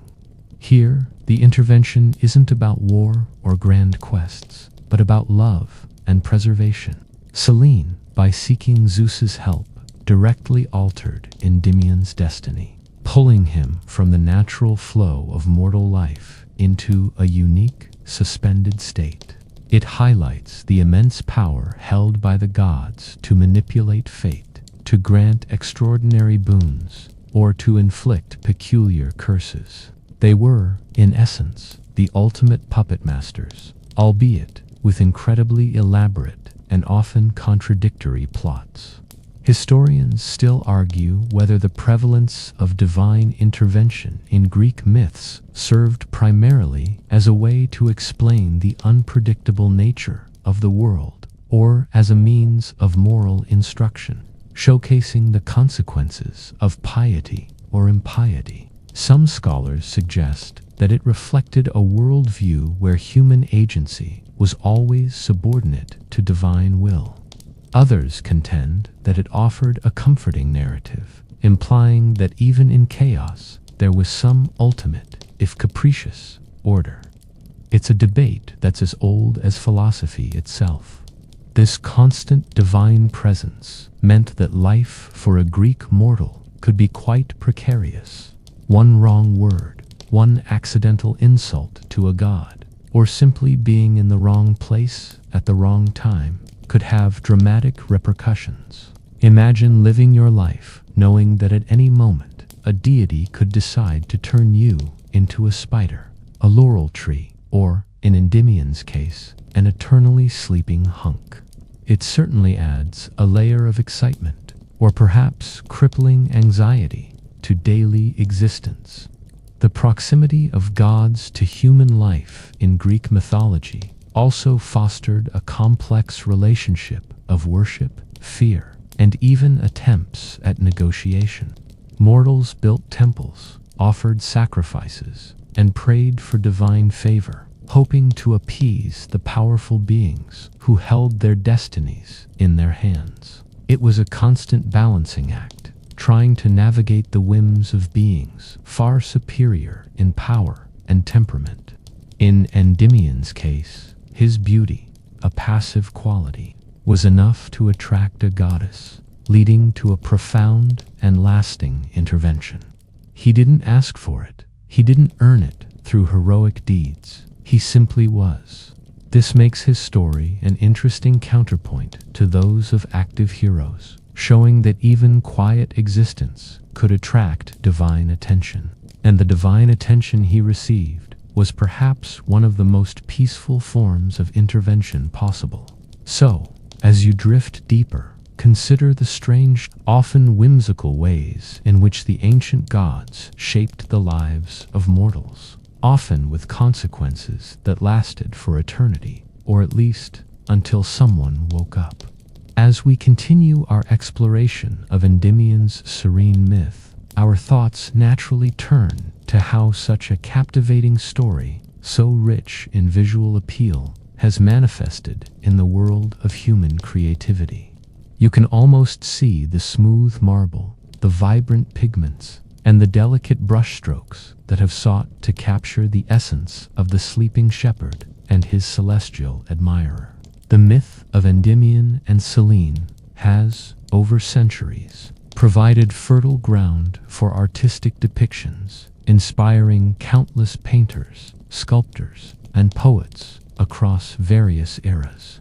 Perhaps one of the most iconic images is that of Selene leaning over the sleeping Endymion, bathed in moonlight. This scene, ripe with tenderness and quiet longing, has been a favorite motif. Imagine a classical sculpture, the smooth, cool marble capturing the delicate curve of Selene's arm as she reaches down, or the relaxed posture of Endymion's youthful body. The play of light and shadow, so crucial to the story, is often expertly rendered, even in stone. It's the ultimate Sleeping Beauty tableau, centuries before Disney even dreamt of princesses. In the realm of painting, artists from the Renaissance to the Romantic era were particularly drawn to the myth. You might recall paintings from artists like Nicolas Poussin, who often depicted classical scenes with a serene, almost dreamlike quality. His Luna and Endymion might show Selene's chariot pausing in the sky, her figure gracefully descending towards the sleeping youth, surrounded by classical drapery and a pastoral landscape. The focus is often on the contrast between the luminous goddess and the earthly, yet equally radiant, mortal. Later artists, especially during the Romantic period, found the myth a perfect vehicle for exploring themes of dreams, longing, and the sublime power of nature. Think of J.M.W. Turner, known for his atmospheric landscapes, or even earlier, the dramatic chiaroscuro of Caravaggio, though he might have made Endymion a little too dramatically lit for bedtime viewing. They would have emphasized the ethereal glow of the moon, the deep shadows, and the emotional resonance of Selene's quiet adoration. It's the kind of painting that makes you want to curl up and have a very long, peaceful nap right there in the gallery. Historians still argue whether the popularity of the Endymion myth in art primarily reflected a renewed interest in classical themes during certain periods, or if its gentle romantic nature simply resonated across diverse cultural sensibilities. Some scholars suggest that artists were drawn to the story's inherent beauty and sensuality, while others highlight its symbolic potential for exploring the mysteries of sleep, dreams, and divine love. It seems the myth is as versatile for interpretation as it is soothing to the ear. Beyond painting and sculpture, the myth also found its way into poetry and literature. John Keats, the famous Romantic poet, penned a lengthy epic poem simply titled Endymion, beginning with the iconic line, "A thing of beauty is a joy forever." His poem, though complex, delves deeply into the themes of love, beauty, and the pursuit of ideal forms, all inspired by the ancient Greek tale. It's a testament to the myth's enduring power to stir the imagination and inspire profound contemplation. You might not want to read an entire epic poem before bed, but the idea of it is certainly calming. The continued artistic interpretation of Endymion's myth across centuries speaks to its timeless appeal. It's a story that transcends its ancient origins, touching on universal themes of beauty, desire, and the mysterious allure of sleep. Each artist, in their own medium and style, adds another layer to the narrative, enriching our understanding and appreciation of this gentle, celestial love story. So, as you slowly drift, perhaps imagine these works of art quietly resting in galleries and museums around the world.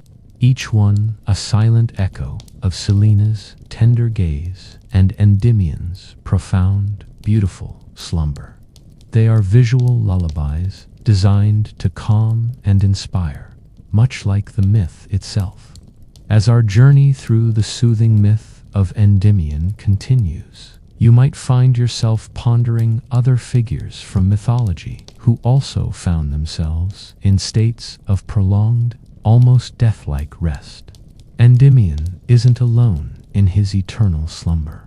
Greek and other mythologies are peppered with stories of heroes and deities entering a deep, often mystical, sleep, creating a fascinating subgenre of what we might call sleepy hollows of mythology. It's like a cosmic slumber party, only some guests never wake up. Consider first the various instances of divine punishment that involved forced sleep. Zeus, in particular, was fond of using sleep as a means of incapacitating or punishing mortals and even other gods. For instance, when Hypnos, the god of sleep, once lulled Zeus into slumber at Hera's behest, the king of the gods was furious. While Hypnos initially escaped his wrath, it shows that even the gods themselves could be vulnerable to prolonged unconsciousness, though usually against their will. It's like being forced into a nap by your overbearing parents, but on a divine scale. Then there are figures who enter a deep sleep, often with the promise of future awakening. Perhaps the most famous example outside of Greek myth is Rip Van Winkle, who, in Washington Irving's story, falls asleep for 20 years. While not ancient mythology, this tale draws directly from the archetype of the long slumberer, highlighting the theme of time passing by unnoticed. Imagine waking up to find everything has changed. Your favorite coffee shop is now a futuristic smoothie bar, and everyone communicates via brainwaves. A true nightmare for a sleepyhead. In Norse mythology, there are tales of heroes or gods trapped in enchanted sleep, awaiting a destined awakening. Brynhildr, a Valkyrie, is famously condemned by Odin to a magical sleep within a ring of fire, until a hero, brave enough to cross the flames, awakens her. This differs from Endymion, in that Brynhildr's sleep is a curse to be broken, whereas Endymion's is a blessing to be maintained. Still, the shared motif of prolonged, supernatural sleep is striking. It seems ancient deities had a knack for dramatic timeouts.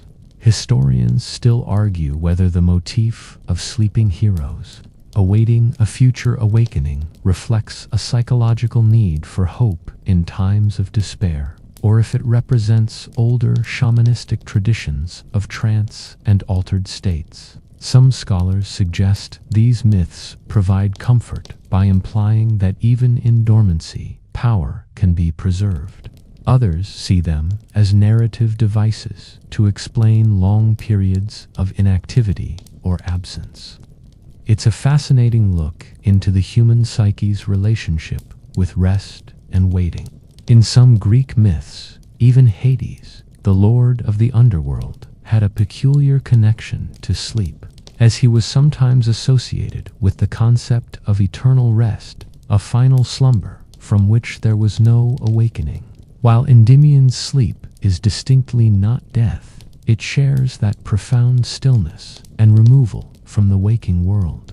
It's a gentle blurring of boundaries between sleep and something more permanent.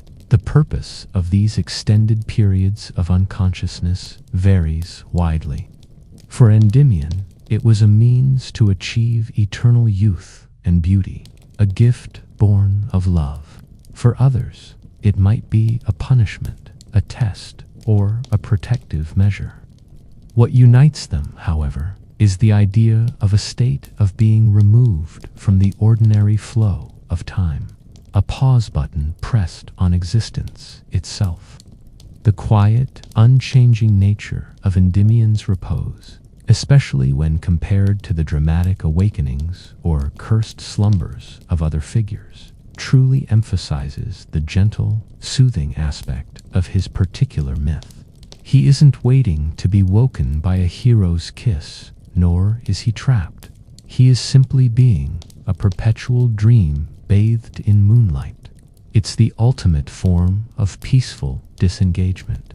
So, as you listen to the steady rhythm of my voice, perhaps feeling your own eyelids grow heavy, take comfort in the thought of these mythical sleepers.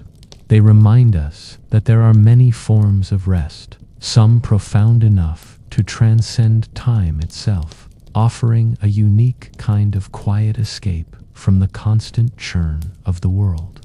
Having explored the broader mythological landscape of sleep and divine intervention, let's now gently return to the very physical setting of Endymion's eternal rest.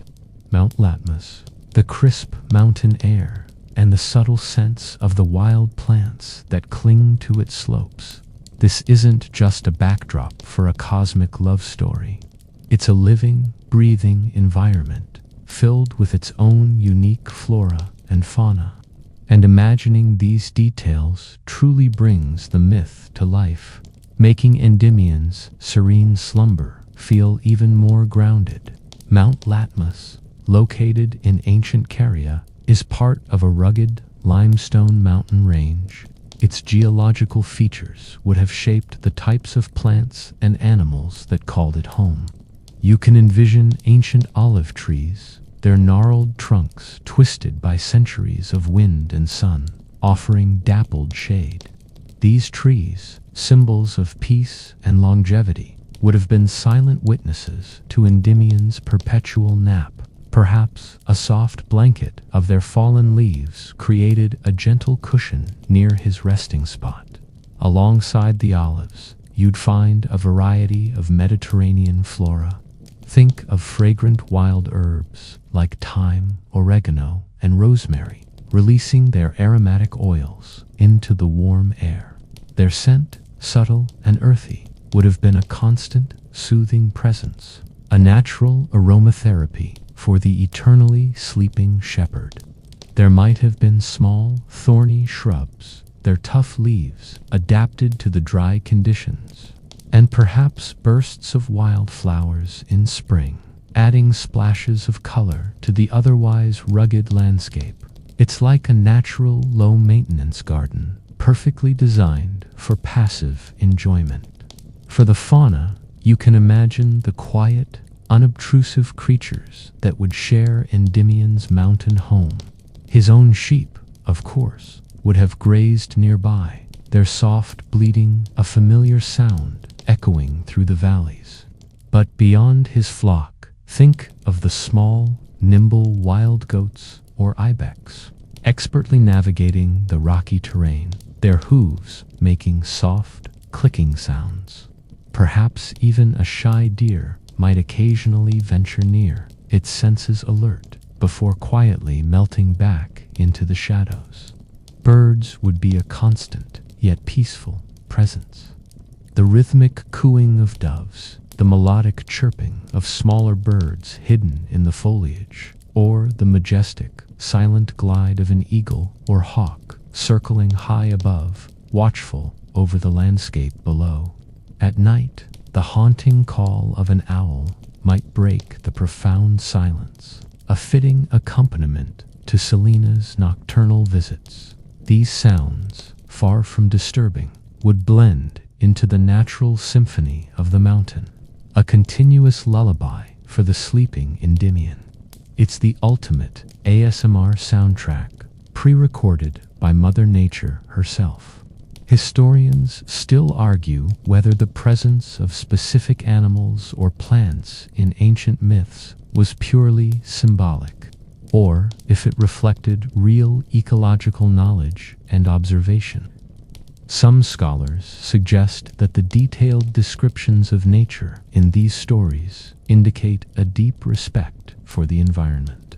Others contend that the natural elements primarily serve to set the scene or enhance the narrative's poetic quality. Either way, the imagery contributes to the myth's calming allure. And what about the smaller creatures? The soft hum of bees gathering nectar from wildflowers, the gentle flutter of butterflies in the sunlit patches, or the quiet rustle of a lizard darting across a warm rock. Even these tiny details would have added to the vibrant yet profoundly peaceful atmosphere around Endymion's cave. They represent the continuous flow of life, even around a figure suspended in timeless slumber. The presence of this vibrant yet unobtrusive ecosystem around Endymion's sleeping form creates a wonderful sense of natural harmony. He is not just isolated in a sterile cave, he is nestled within a living, breathing landscape, a microcosm of nature's enduring cycles. It underscores the idea that even in eternal rest, one remains connected to the world, a silent, beautiful part of its ongoing story. So, as you drift, imagine this serene landscape gently cradling its most famous sleeper. As we continue to explore the quiet depths of Endymion's eternal slumber, our journey now leads us beyond the physical setting and into the realm of abstract thought. This seemingly simple tale of a sleeping shepherd and a moon goddess, when gently prodded, reveals fascinating philosophical implications. You might find your mind drifting into contemplation, much like Endymion himself, on the nature of time, beauty, and existence itself. One of the most immediate philosophical questions raised by Endymion's myth is the concept of eternal youth versus conscious life. Zeus's gift ensures Endymion's perpetual beauty and freedom from decay, but at the cost of his waking consciousness. Is this truly a blessing? To exist in a perfect, unchanging state, but without awareness, without the capacity to experience joy, sorrow, or wonder. It's the ultimate paradox. A perfect life, but not truly lived. It's like having a perfectly preserved vintage car that you can never actually drive. What's the point of eternal youth if you can't even complain about your back? This leads directly to the question of what constitutes a meaningful existence. Is it action, experience, growth, change? Or can meaning be found in a state of passive perfection, existing as an object of beauty and love? For Selene Endymion's slumber is meaningful because it preserves what she cherishes. But for Endymion, are his endless dreams truly a life? Historians still argue whether ancient Greek philosophy, particularly the Stoics or Epicureans, would have viewed Endymion's state as desirable. Some scholars suggest it aligns with concepts of ataraxia, while others emphasize the Greek value of eudaimonia. It's a delightful thought experiment, isn't it? The myth also plays with the concept of time. For mortals, time is linear, a relentless march from birth to death. For the gods, it is eternal, boundless. Endymion exists in a peculiar timelessness, outside the mortal flow, yet not truly participating in the divine. He is suspended, a frozen moment in eternity. This raises questions about how we perceive time and whether true living is tied to its forward movement. Does time even exist if you're not aware of it passing? It's enough to make your brain feel a bit like a melting clock, isn't it? Furthermore, there's the subtle interplay between divine will and mortal destiny. Endymion's fate is entirely a product of divine intervention. driven by Selene's love and Zeus's decree. He has no agency in his eternal slumber. It is imposed upon him. This highlights a recurring theme in Greek mythology: the often limited control mortals have over their own lives when confronted with the whims of powerful deities. It's like being a character in a cosmic play where the writers keep changing your script without telling you. The idea of beauty preserved is another powerful philosophical thread. In a world where all things decay, the notion of keeping something perfectly beautiful forever is deeply compelling. Endymion becomes a symbol of idealized, unchanging beauty, a static perfection. But does beauty only truly resonate when it is ephemeral, when its preciousness is enhanced by its fleeting nature? Or is there a different kind of beauty in enduring, unchanging perfection? This myth also subtly touches on the nature of love. Selene's love is selfless, accepting, and constant. She loves Endymion even in his unconscious state, finding fulfillment in simply observing him. This challenges conventional notions of romantic love, which usually involve interaction and shared experiences. It suggests a more profound, almost spiritual form of affection, where presence alone is enough. It's the ultimate example of "I love you just the way you are, even if you're sleeping." So, as you listen to the quiet rhythm of this story, perhaps feeling your own consciousness beginning to soften at the edges, let these gentle philosophical questions drift through your mind. They are not meant to demand answers, but to simply invite contemplation, much like the timeless, dreaming gaze of Endymion himself. In his eternal sleep, he offers us a quiet space to ponder the deeper mysteries of existence. As we gently explore the enduring myth of Endymion beyond its core narrative, you might find that, like many ancient tales, it wasn't always told in exactly the same way. The beauty of oral traditions and localized beliefs meant that myths often shifted and evolved, leading to regional variations of the myth. You can almost hear the subtle differences in storytelling, the slight emphasis on one detail over another, as the tale was recounted in different ancient Greek city-states or communities. One of the most notable variations concerns Endymion's identity and origin. While the version we're focusing on describes him as a shepherd from Mount Latmos, other traditions gave him different roles. For instance, some myths claim he was a king of Elis, a region in the Peloponnese. In this version, he wasn't just a simple shepherd, but a ruler, which would certainly change the dynamic of his interaction with a goddess. Imagine a king choosing eternal slumber over the burdens of his crown. That's a whole new level of chill. Another variation centers on the reason for his eternal sleep. While our story emphasizes Selene's love and Zeus's gift, some accounts suggest Endymion himself chose eternal sleep to preserve his youth and beauty, effectively making him the master of his own peculiar destiny.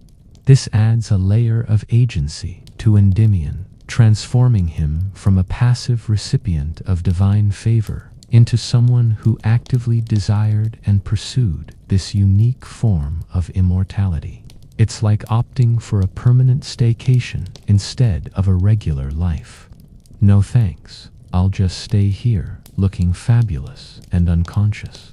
Historians still argue whether these variations indicate multiple independent origins for the myth, or if they represent the natural evolution and adaptation of a popular story to suit different local beliefs and hero cults. Some scholars suggest that a local hero of Elith might have been conflated with the more universally recognized story of the beautiful shepherd. Others propose that storytellers simply enjoyed adding their own creative twists to established narratives. It's a testament to the fluid nature of ancient storytelling. The details surrounding Selene's involvement also vary. In some versions, it's not just Selene who is captivated, but Artemis, the virgin goddess of the hunt. This intertwining of goddesses creates a fascinating confusion, as Artemis is typically fierce and independent, not prone to romantic entanglements. However, given Artemis's connection to nature and wild places, a sleeping shepherd on a mountain might still appeal to her aesthetic sensibilities. It's like discovering your cool, aloof aunt actually has a secret collection of adorable cat videos. Even the number and names of Endymion's children can differ. While Pangaea and the Menae are commonly cited, other minor figures sometimes appear in specific local traditions. This highlights how ancient communities might have adapted myths to explain local phenomena or to incorporate existing deities or ancestral figures into a broader narrative. It's a reminder that mythology was a living, breathing tradition, constantly being reinterpreted and retold. These regional variations are not failures of consistency, but rather rich demonstrations of how mythology functioned in the ancient world. They weren't rigid, canonical texts, but flexible narratives that could be molded to fit local contexts, explain different natural phenomena, or simply be retold with creative flair. Each version adds another facet to the gem. That is the Endymion myth, offering different perspectives on themes of beauty, love, sleep, and destiny. So, as you rest, bathed in the soft glow of the night, consider these subtle shifts in the story. Each variation, whether making Endymion a king or an active participant in his fate, only serves to deepen the mystery and expand the calming narrative of the eternally sleeping shepherd, ensuring his story continued to soothe and fascinate across the varied landscapes of ancient Greece. As we continue to delve into the soothing narrative of Endymion, it's worth considering one of the primary qualities that drew Selene to him and has captivated audiences for millennia: his remarkable beauty. In ancient Greece, beauty was not just a superficial attribute. It was often seen as a reflection of inner virtue, divine favor, and harmonious proportion. You can imagine the ideals of physical perfection that were so celebrated, embodying a calm, balanced aesthetic that aligns perfectly with our sleepy story. Endymion was renowned for his extraordinary handsomeness. The myths often describe him in terms that evoke classical ideals: strong yet graceful, youthful yet serene. Think of the serene faces on ancient Greek sculptures, with their straight noses, full lips, and calm expressions. He wasn't depicted as a burly warrior, but rather with a more refined, almost ethereal grace. This kind of beauty, a tranquil and balanced perfection, would have been particularly appealing to a goddess of the moon, whose own light is soft and harmonious. It's the kind of face that could launch 1,000 ships, or, in this case, bring a goddess down to earth for an eternal cuddle. This emphasis on Endymion's beauty highlights the cultural significance of physical beauty in ancient Greece. It was widely admired and often connected to divine favor. The gods themselves were often described in terms of their stunning looks, reflecting their perfection and power. Humans who possessed exceptional beauty were sometimes believed to be touched by the gods, or even to be their offspring. This made Endymion's allure not just a matter of personal taste, but almost a divine attribute in itself. It's like having perfect hair and flawless skin, only, divinely sanctioned. The ideal of beauty wasn't always about brute strength or aggressive dynamism. It often leaned towards a more serene and contemplative aesthetic. For instance, the calm, idealized forms of classical sculpture, even of athletes, often convey a sense of inner peace and intellectual thought. Endymion, with his profound slumber, perfectly embodies this passive, contemplative ideal of beauty. He's not doing anything active to be beautiful. He simply is. Historians still argue whether the consistent depiction of figures like Endymion as exceptionally beautiful served as a form of moral teaching, suggesting that inner virtue leads to outward grace, or if it simply reflected the aesthetic preferences of the time. Some scholars believe that the emphasis on physical perfection was tied to concepts of cosmic order and harmony. Others suggest it was simply a narrative device to make heroes and mythological figures more appealing and relatable. It's a debate that's as complex as discerning why one celebrity gets all the endorsements. Consider how this specific type of beauty, passive and unchanging, contributes to the myth's calming effect.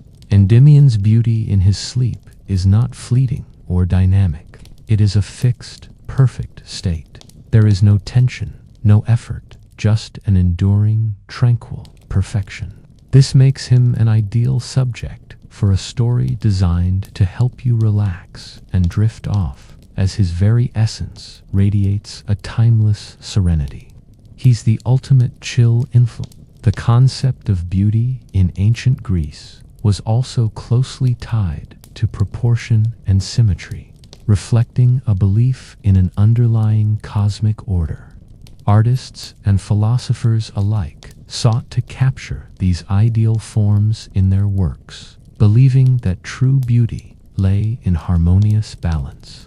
Endymion, in his perfectly preserved sleep, embodies this balance, a testament to the idea that even in unconsciousness, perfection can be sustained.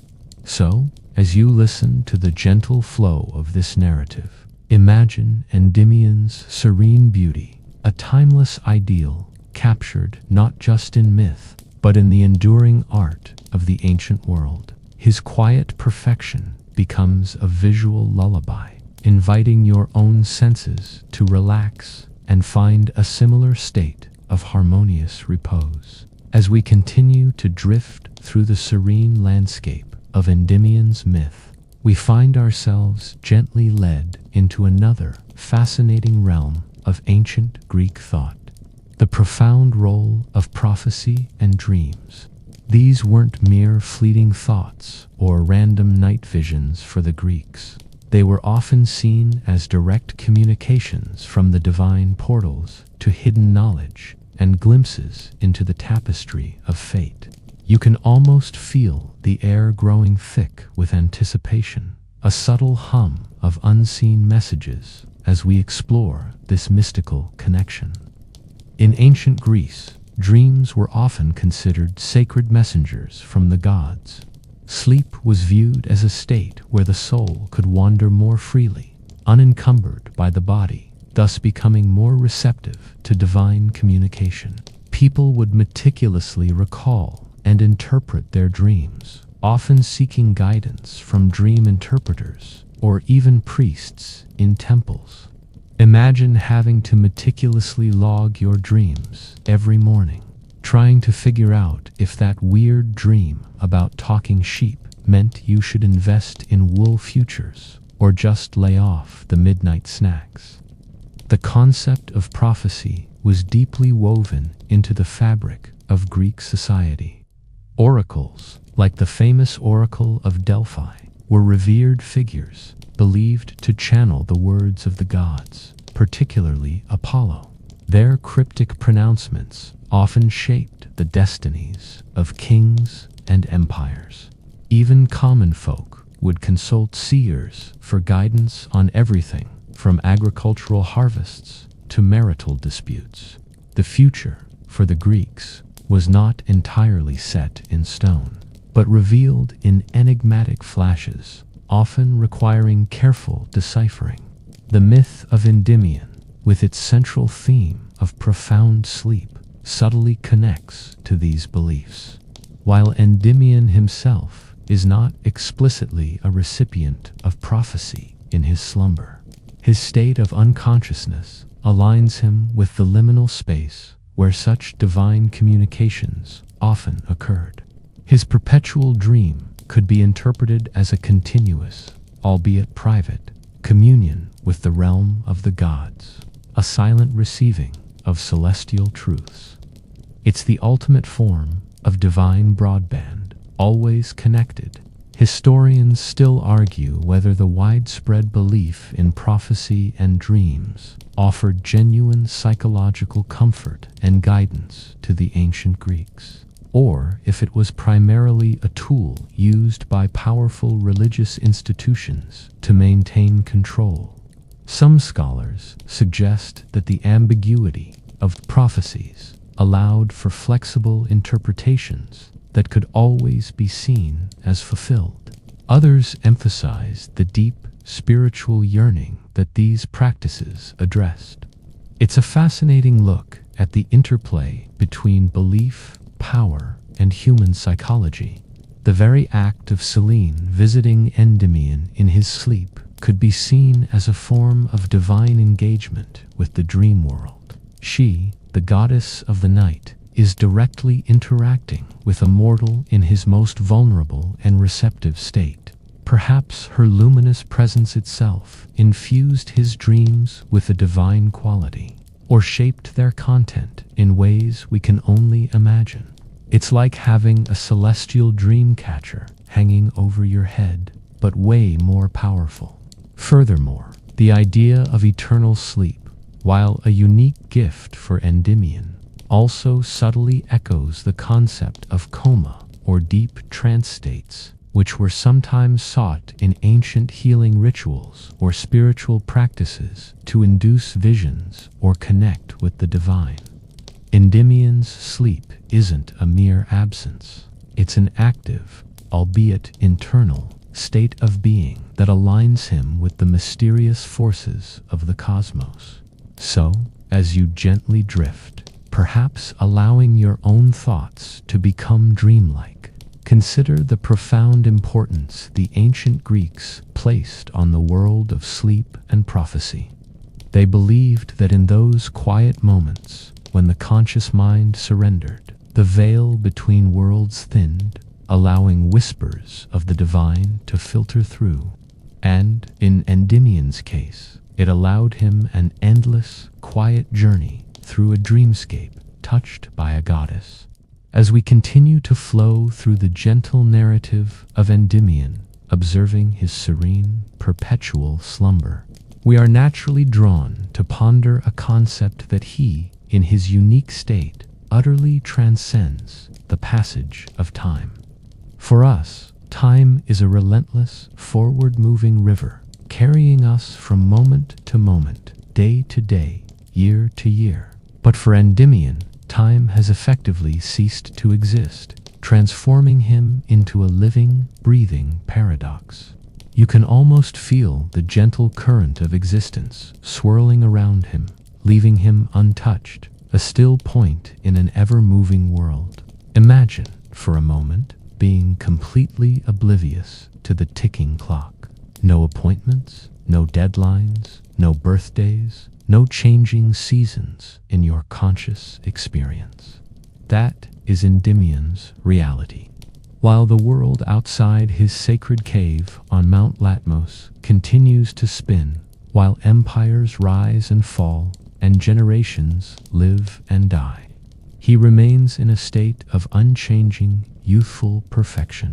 The sun might rise and set 1,000,000 times, the moon might complete countless cycles across the sky, but for him, it's all one continuous, eternal present. It's the ultimate timeout, a permanent pause button on life. And honestly, no alarm clock sounds. This unique perspective on time, from the viewpoint of an eternally sleeping mortal, highlights its relative nature.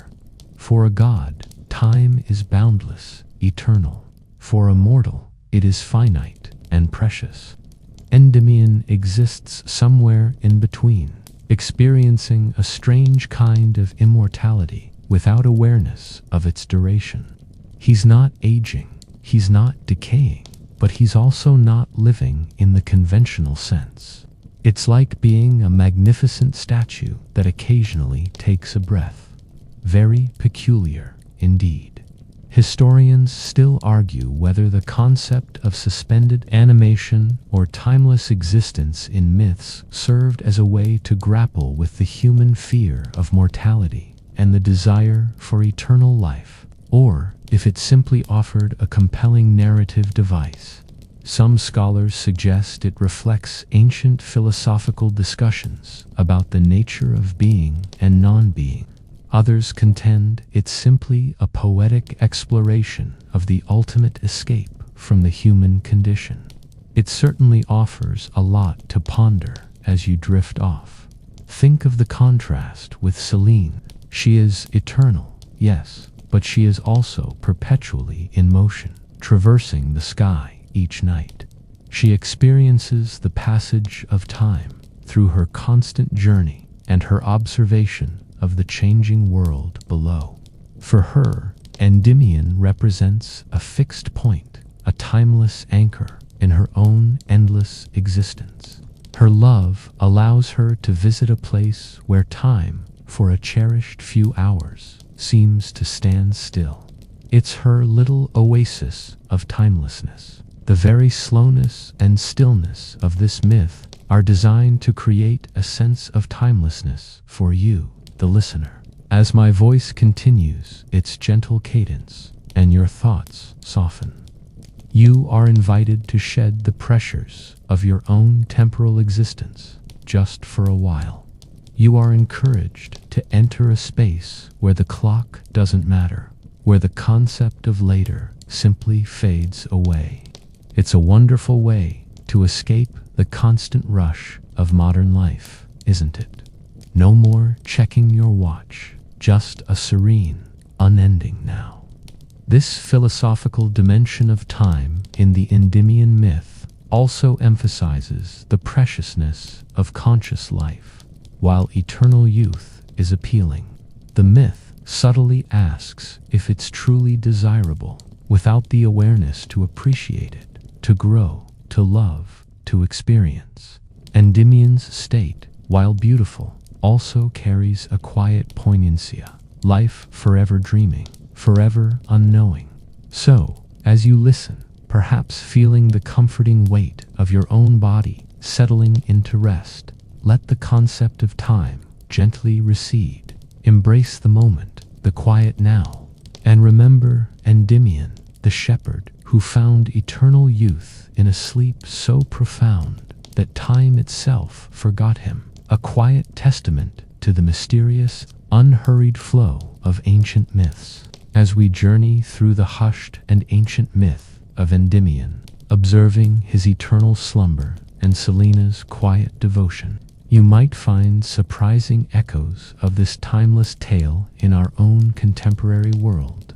The enduring themes of beauty, sleep, longing, and the desire for eternal youth resonate far beyond the classical era, finding their way into various aspects of modern culture. It's almost as if the myth, like Endymion himself, simply adapted to a new kind of eternal life. Consider, for instance, the pervasive fascination with anti-aging and youthfulness in modern society. We spend billions on creams, procedures, and supplements, all in pursuit of a dream not unlike Endymion's perpetual state. While we don't seek eternal sleep to achieve it, the underlying desire to defy time's visible effects is remarkably similar. You could say Endymion was the original beauty influencer, just incredibly low maintenance and unconscious. The myth also subtly touches upon our modern relationship with sleep and dreams. In an increasingly sleep-deprived world, the idea of profound, restorative, slumberous sleep, so perfect it preserves you, holds a powerful appeal. The booming industry around sleep aids, meditation apps, and tranquil soundscapes all tap into a yearning for the kind of deep, peaceful rest that Endymion embodies. We're all searching for our own little Mount Latmos, aren't we? Historians still argue whether the persistent appeal of classical myths in modern entertainment reflects a deep-seated human need for archetypal stories, or if it's simply a convenient source of public domain material. Some scholars suggest that these stories provide a comforting connection to a shared cultural past. Others contend that their flexibility allows for endless reinterpretations that can speak to contemporary issues. It's a debate that's as cyclical as the moon itself. Furthermore, the silent, watching love of Selene for Endymion finds echoes in modern narratives of unrequited love or profound, almost spiritual admiration.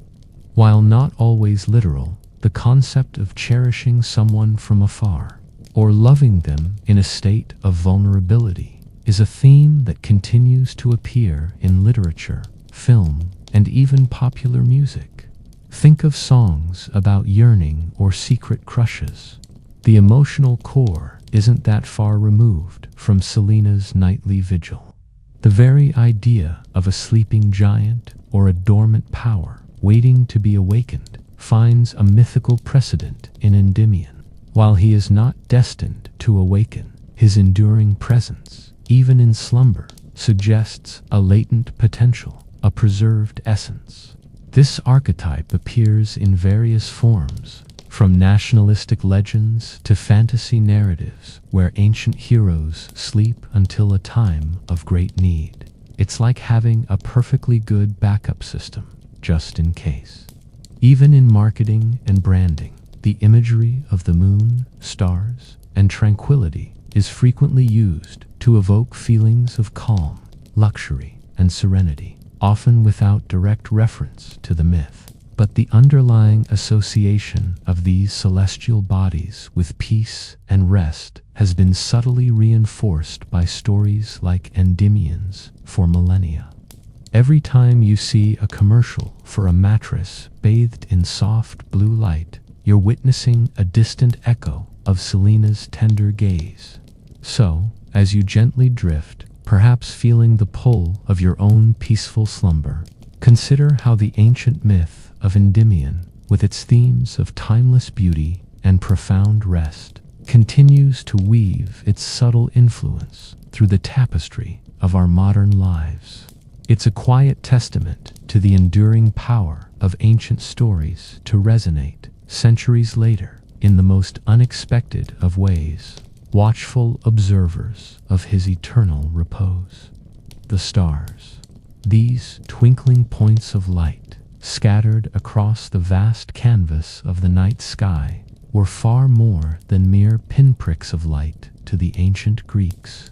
They were celestial beings, constellations, and the silent, ever-present witnesses to the cosmic dance of gods and mortals. You can almost feel their ancient, knowing gaze upon you, as steady and enduring as the myth itself. Endymion, as a shepherd, would have been intimately familiar with the night sky. He would have known the constellations that wheeled above him, marking the passage of seasons, guiding travelers, and perhaps even inspiring quiet contemplation. These star patterns, Orion the hunter, the Pleiades, the Great Bear, would have been his nightly companions, their slow, deliberate movement, a cosmic clock. It's like having a perfectly silent, perfectly grand planetarium ceiling right over your head every single night. And when Selene, his beloved moon goddess, descended to visit him, the stars would have been their silent witnesses. They would have observed her graceful approach, her tender vigil, and her quiet return to her celestial path. They are the ultimate non-judgmental observers, simply existing, radiating their ancient light upon the scene below. It elevates their private moments to a universal scale, suggesting that their unique love story is part of the very fabric of the cosmos. etched into the celestial spheres themselves. It's a reminder that even the most personal human dramas play out against a backdrop of immense silent majesty, was primarily for practical navigation and timekeeping, or if it held deeper religious and philosophical significance. Some scholars suggest that the constellations were seen as divine beings themselves, actively participating in the world's events. Others contend that the myths simply anthropomorphized observable celestial phenomena. Regardless, the stars were clearly more than just pretty lights. The unending stillness of Endymion's sleep is mirrored by the seemingly unchanging nature of the stars. While constellations do shift subtly over millennia due to stellar drift on a human timescale, they appear fixed and eternal. This creates a sense of profound stability in the myth. Just as the stars reliably appear each night, so too does Endymion reliably slumber, and Selene reliably visits. It's a comforting predictability in a world that can often feel chaotic. You can imagine the cool, silent intensity of their light filtering down, a million tiny diamonds scattered across black velvet. Each star, a distant sun, contributing its minute portion of light to illuminate the peaceful scene on Mount Latmos. They represent the vastness of the universe, yet their collective glow focuses on this one small, sacred spot where a goddess cherishes a mortal in eternal rest. It makes you feel incredibly small, but also incredibly connected, doesn't it?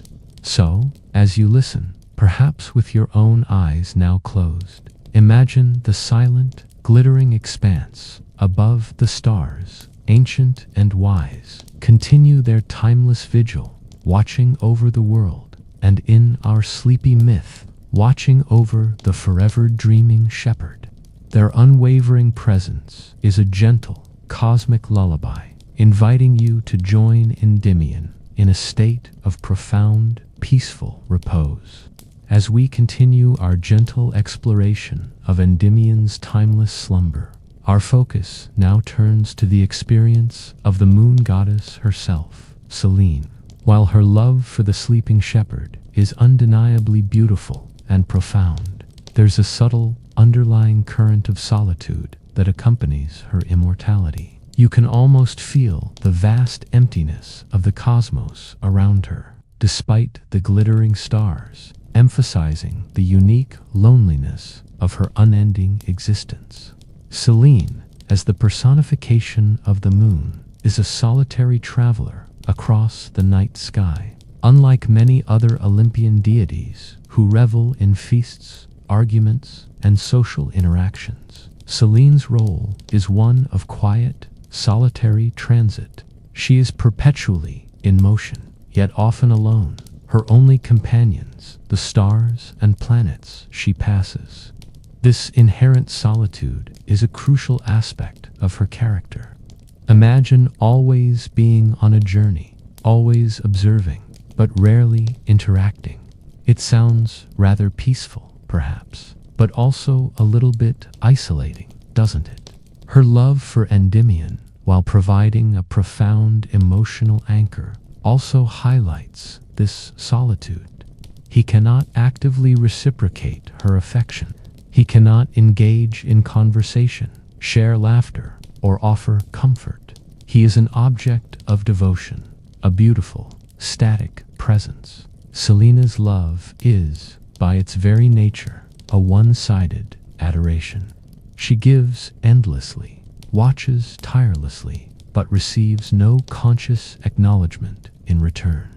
It's like having the most exquisite, detailed dream, but you can't quite share it with anyone. This aspect of unrequited awareness adds a poignant layer to the myth. Selene is fully sentient, fully emotional, yet the object of her deepest affection remains eternally oblivious. While she has chosen this arrangement for his benefit, it doesn't diminish the inherent loneliness of being the only conscious participant in such a profound bond. It's a bit like writing beautiful love letters to someone who will never read them, but knowing they exist brings you joy. Historians still argue whether the portrayal of solitary deities, like Selene, reflects ancient anxieties about isolation, or if it simply emphasizes their unique cosmic roles. Some scholars suggest that the myth subtly explores the bittersweet nature of absolute devotion. Others contend that the lack of conscious interaction between Selene and Endymion reinforces the divine-mortal divide, even in love. It's a fascinating study in celestial relationship dynamics. The vastness of the cosmos, with its cold, silent emptiness, further emphasizes Selene's solitude. Even surrounded by a myriad of stars, the sheer scale of her nightly journey means she is often far removed from the warmth and bustle of life on Earth. Endymion, in his cave, offers a brief earthly respite, a moment of connection in her otherwise boundless and solitary existence. He is her little island of tranquility in an ocean of cosmic silence. You can imagine the quiet moments Selene spends beside him, a goddess of immense power and beauty, humbled by the simple act of watching a mortal sleep.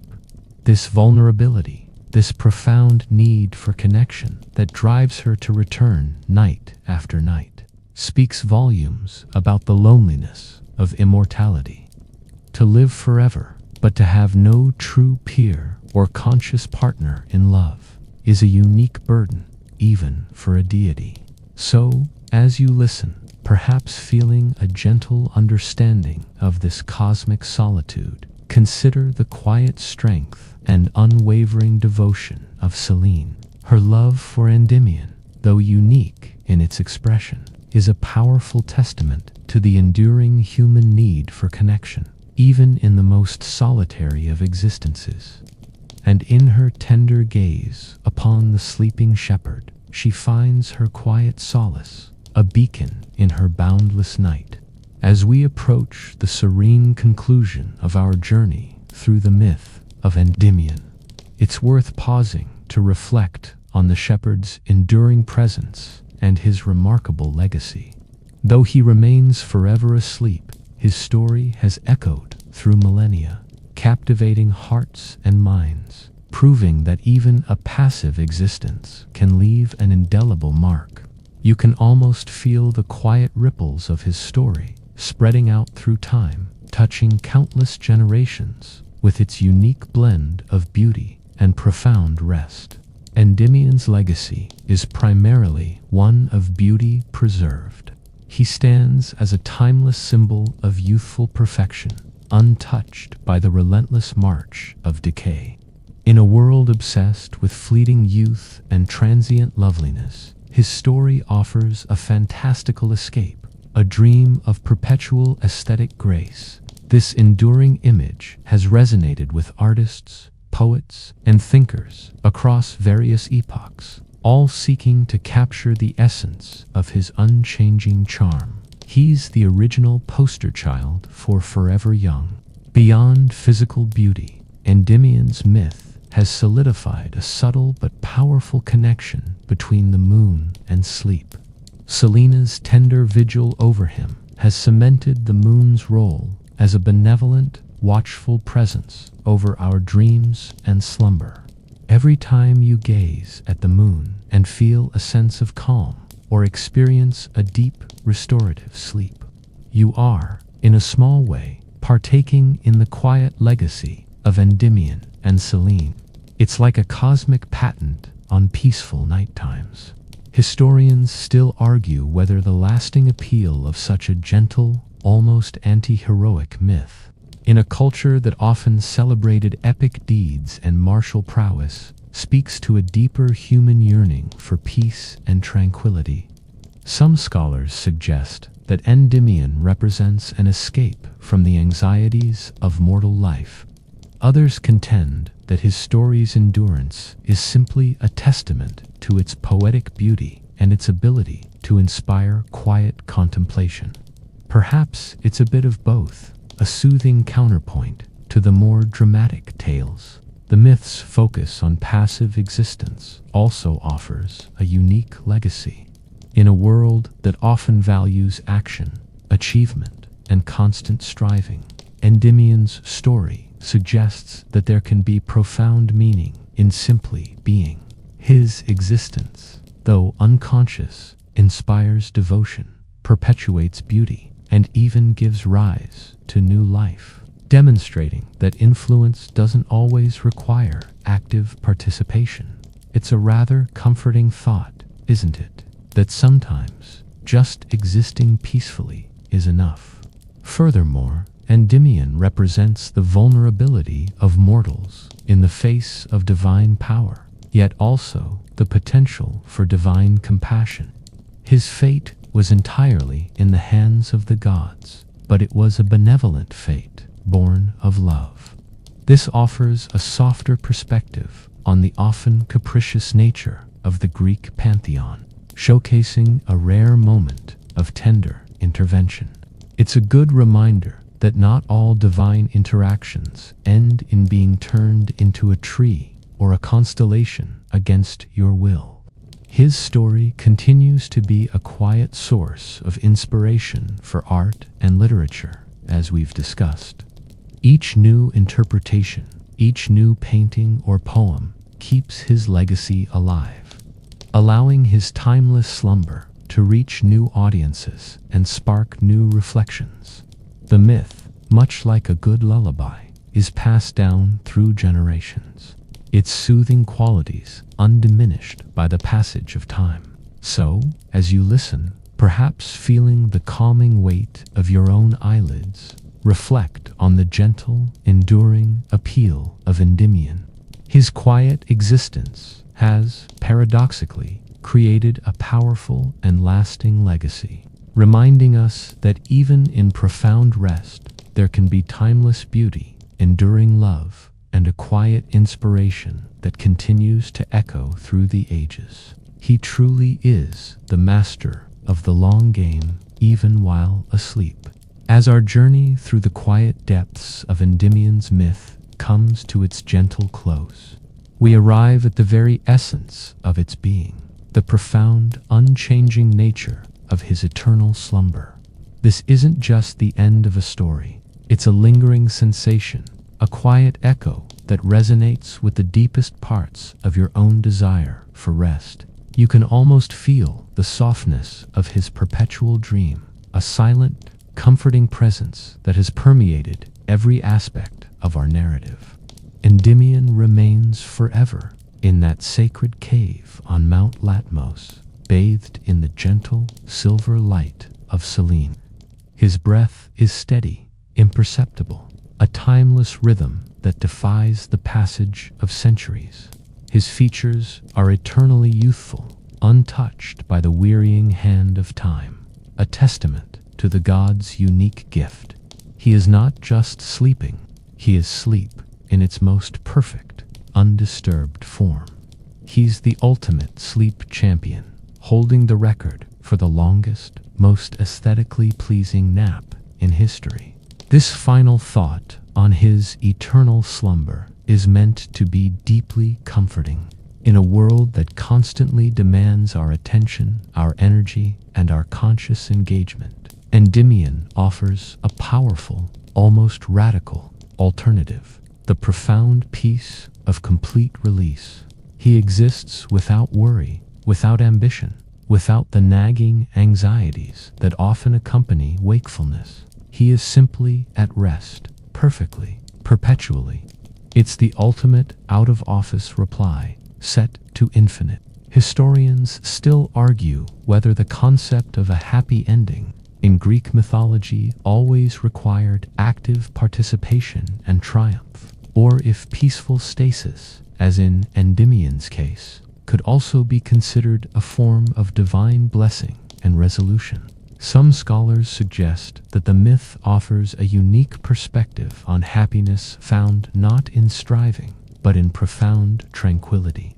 Others argue that it reflects a philosophical acceptance of life's limitations and the beauty of quiet surrender. It's a debate that fittingly might best be contemplated in a state of quiet repose. The imagery of his unchanging repose serves as a final, potent lullaby. Imagine the soft shadows playing across his features as the moon passes overhead. The subtle chill of the cave air, the complete absence of noise save for the whisper of the mountain breeze outside. This peaceful tableau is designed to quiet your own racing thoughts, to invite your own body to relax, to encourage your mind to surrender to the coming night. His sleep is not an ending, but an ongoing state of being. It's a continuum, a seamless stretch of unconsciousness that has no beginning and no foreseeable end. This continuity is what makes his slumber so compelling and so utterly peaceful.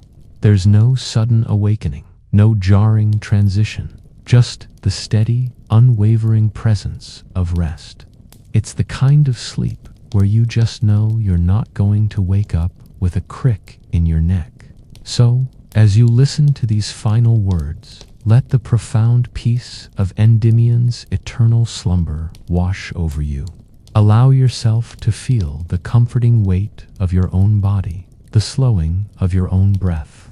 Imagine the serenity of a mind at perfect ease, dreaming endless, tranquil dreams, watched over by the gentle light of the moon. The myth of Endymion, with its soft humor, its profound stillness, and its celebration of ultimate rest, has now played itself out. It has guided you through ancient landscapes, through the whims of gods, and into the very heart of eternal peace. All that remains now is to embrace that peace for yourself. Now, allow your breathing to deepen. Each inhale a soft wave, each exhale a gentle release. The ancient world, with its myths and mysteries, begins to recede, leaving behind only the quiet echoes of its calming tales. Feel the warmth of your covers, the gentle pressure of your pillow, as if the very mountain of Latmos cradles you. The silver light of the moon, Selene's watchful gaze, now settles softly upon you, a silent blessing for a night of profound, restorative sleep. All the stories, all the histories, all the thoughts are now settling, like dust motes in a shaft of moonlight, gently, slowly coming to rest. There is nothing left to do, nowhere left to go, only to drift. Sweet dreams.